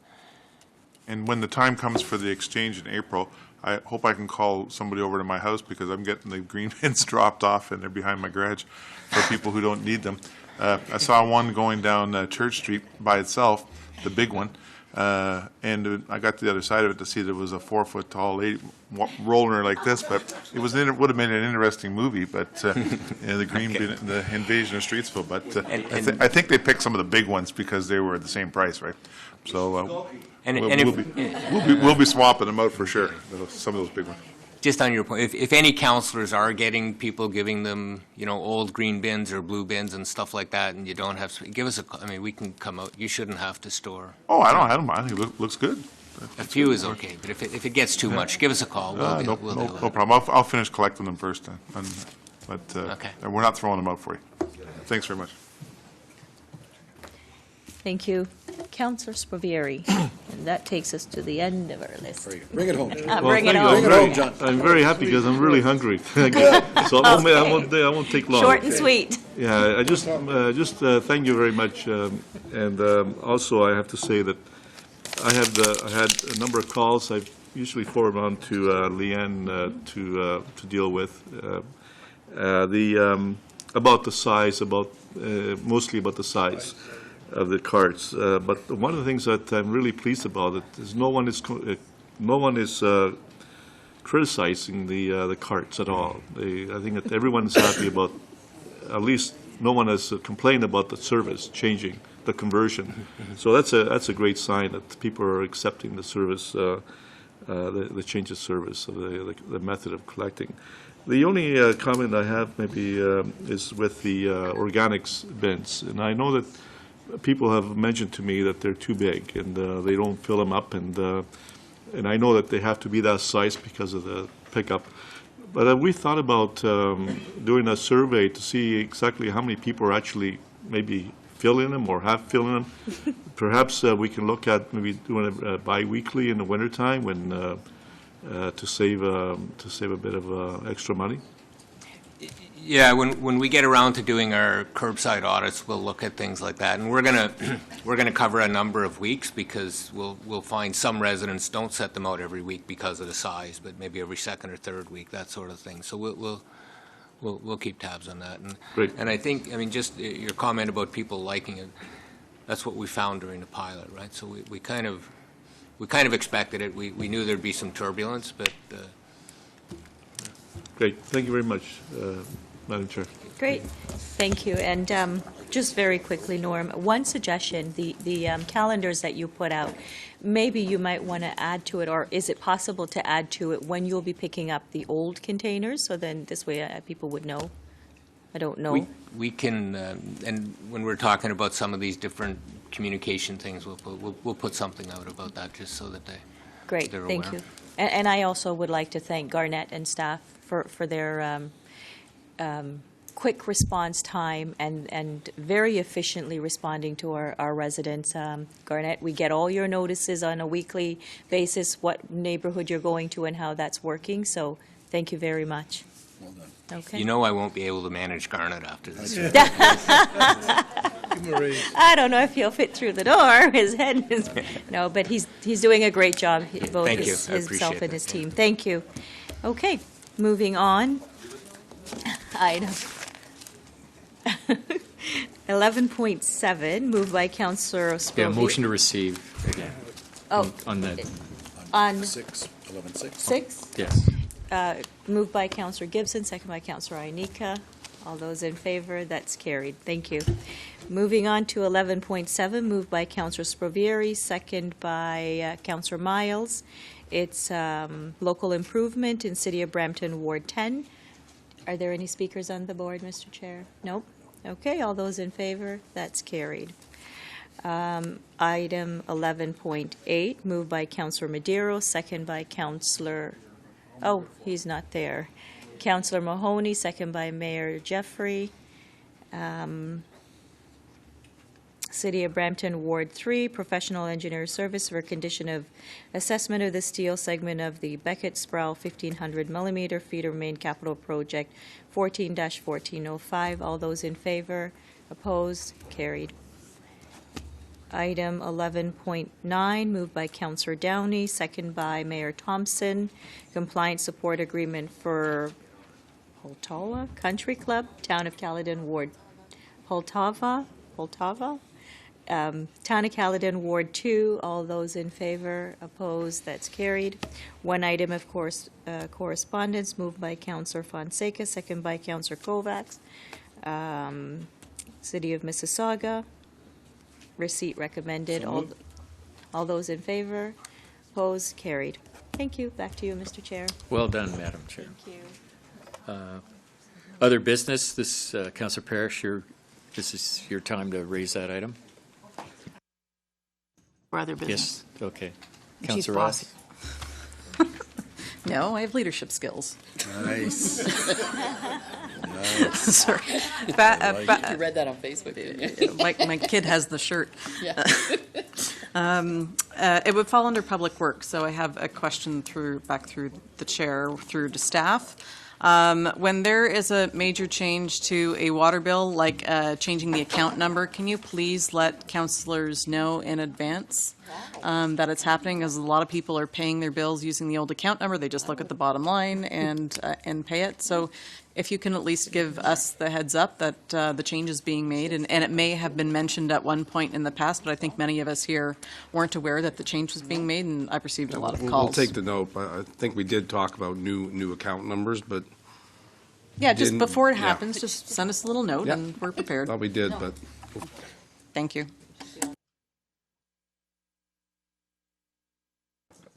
Councillor Parrish.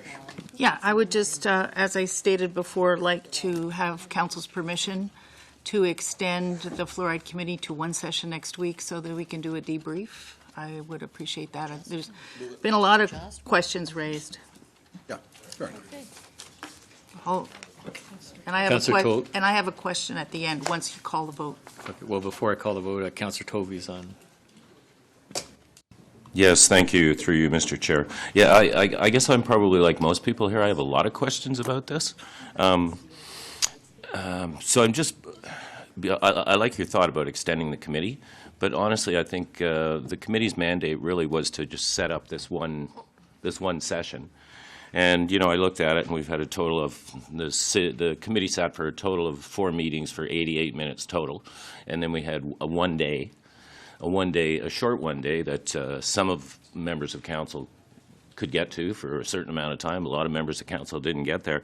So I would like to suggest that we actually extend the committee further and extend their mandate, because some of the questions that I would be looking for personally, and that my residents have been asking me about in the last couple of weeks, is to have the committee mandated to bring back a report, and that the report would contain some recommendations that would be forwarded to the Minister of Health and Long-Term Care, because there's a lot of issues around not only water fluoridation, but the majority of the reports I've been reading, the number one cause of fluorosis is too much toothpaste. And we haven't even talked about toothpaste. We've talked about water, but not toothpaste. So if we're going to talk about fluoride, and where some children, particularly children up to 6 years old, are getting overdoses of fluoride, the majority of the reports and studies I've read certainly seem to indicate that it's definitely coming more from the toothpaste and not from the water. So I think we need to have a look at that, and that could be something,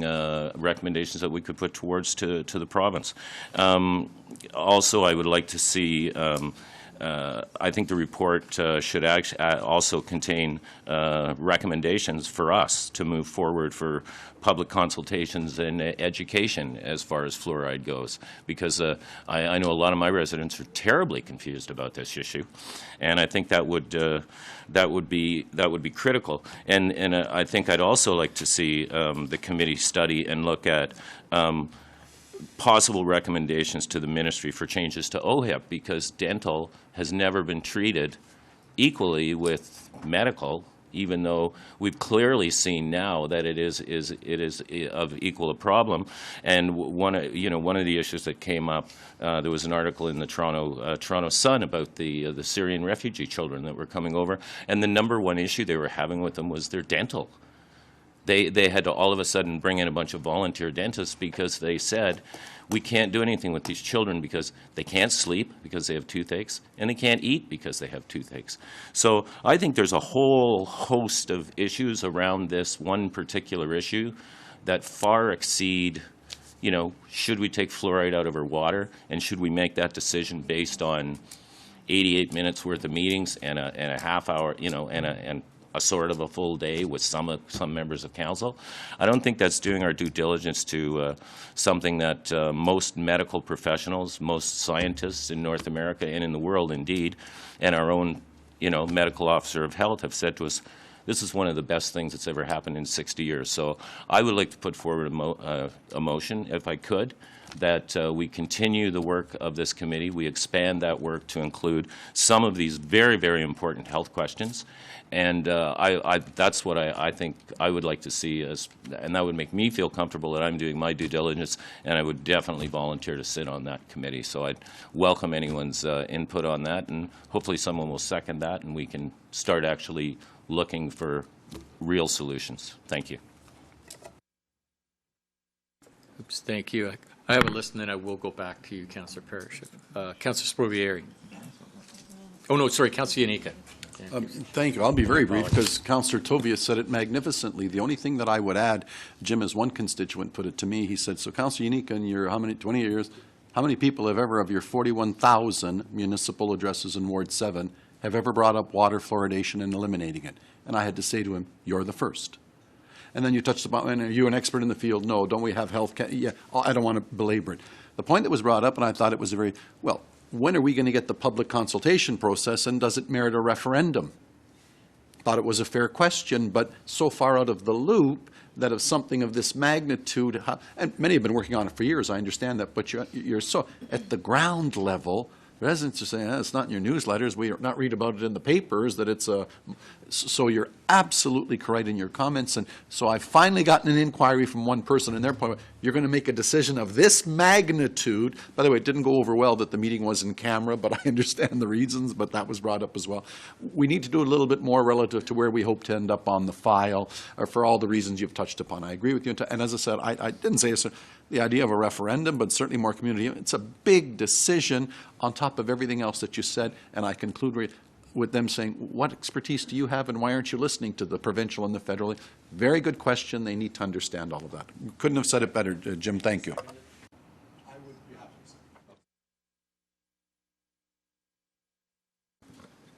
Councillor Sparvieri. Thank you, Mr. Chairman, and I totally agree with Jim's motion. I think that the committee's mandate was too restrictive in the past and didn't really do the job that I was expecting it would do to really get to the bottom of to all the questions that have been raised. And the biggest question that I need to have answered is why this responsibility has been given out to the municipal councillors. To me, I think that this is the biggest question of all, because we're not really equipped or prepared to really be to really make an informed decision. We listen to the experts. They are as divided on the issue as we are, the lay people. You heard what they had to say. Very good experts. They all had good credentials, and they were all divided on the issue. So to me, the biggest issue is who should be responsible for this? And that's a question that really needs to be answered. And I totally support having a committee that will pursue that and answer all the questions that people are asking. And then from my perspective, over the years that I've been involved in this, when I mention it to most of my constituents, most of them aren't even aware about water fluoridation. Most of them don't even know that this stuff is put into our water. And so I believe that we need to really do this, do it right, and have a committee really dig in and provide the answers, because the residents deserve an answer, a clear answer about this topic. So I totally agree, and I'm willing to sit on it again. And so let's move forward. Thank you. Thank you. Councillor Gibson. Thank you, Mr. Chair, and I 100% agree with Councillor Tovey. I'll be quick.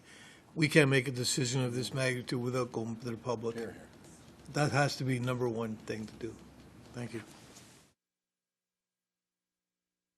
All right. Councillor Parrish, back to you. Into a committee, but that's super fine with me. I got a lot of phone calls after the Toronto Star article. I'm sure John did as well, because he was featured front and center with a lovely portrait. I do have some concerns.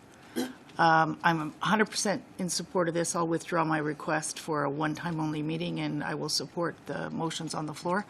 But I'm disappointed in the mayor's press release that went out last week, because it precipitated a little bit of a media frenzy, which in the end may be good.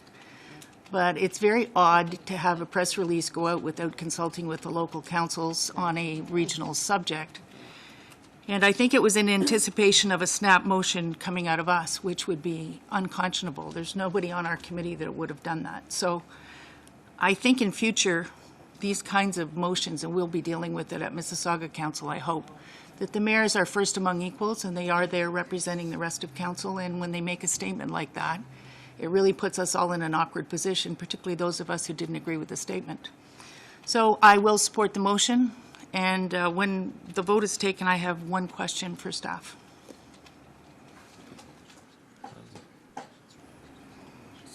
Well, the clerk is carefully writing out the motion. I think this is what you want. If you want to read it, it might be easier. I'll just ask the clerk to read it.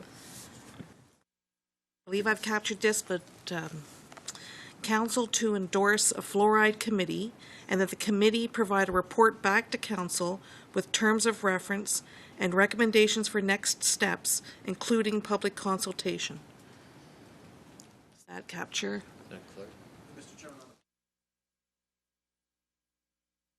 The two members that have done so much, or if you would rather second the motion, but John, I think you've done so. I'm happy to second the motion if that's okay. But I'm happy to carry on. Thank you. I wanted to give you the opportunity because you've done so much work. Thank you. Shall I read it again just to make sure that we've captured everything? Please do. Council to endorse a fluoride committee, and that the committee provide a report back to council with terms of reference and recommendations for next steps, including public consultation. And then I'll take members of the committee who do we want to be on the committee? Councillor Parrish is your. I'm in.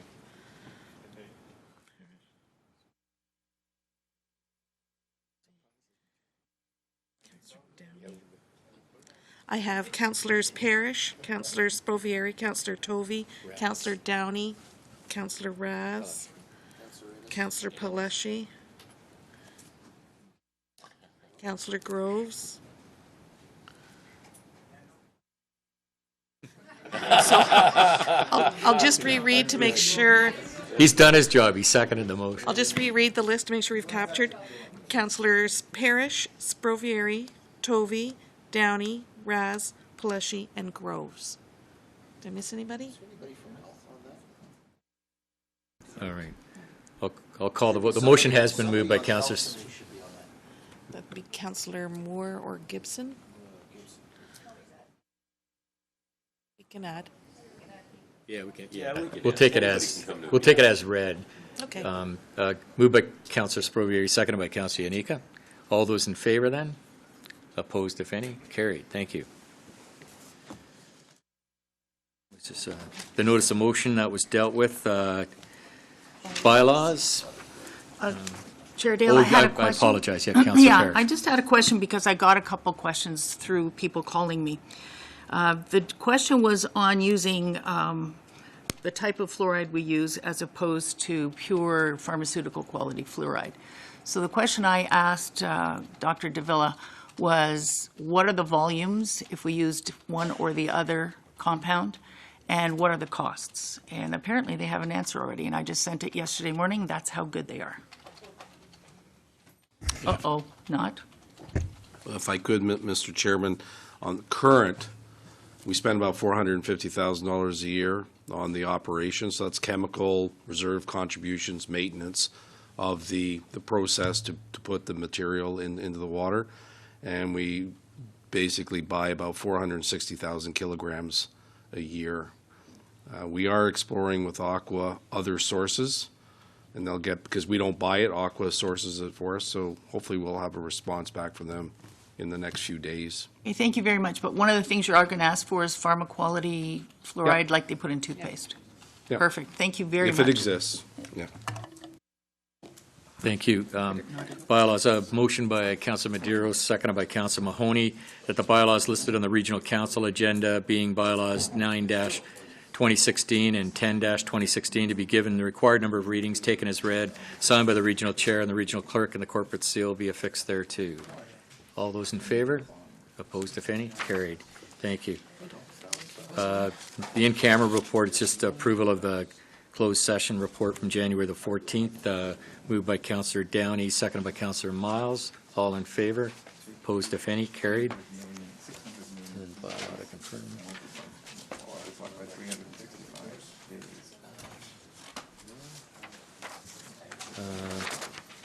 Motion moved by Councillor McFadden, seconded by Councillor Kovac, that the bylaw to confirm the proceedings of Regional Council at its meeting held on January the 28th, 2016, and to authorize the execution of documents in accordance with the Region Appeal bylaws related thereto, be given the required number of readings, taken as read, signed by the Regional Chair and the Regional Clerk, and the corporate seal be affixed thereto. All in favor? Carried. And motion by Councillor Raz, seconded by Councillor Shaughnessy, that the January 28th, 2016 Regional Council meeting be adjourned. All in favor? Carried. And lunch is at the back.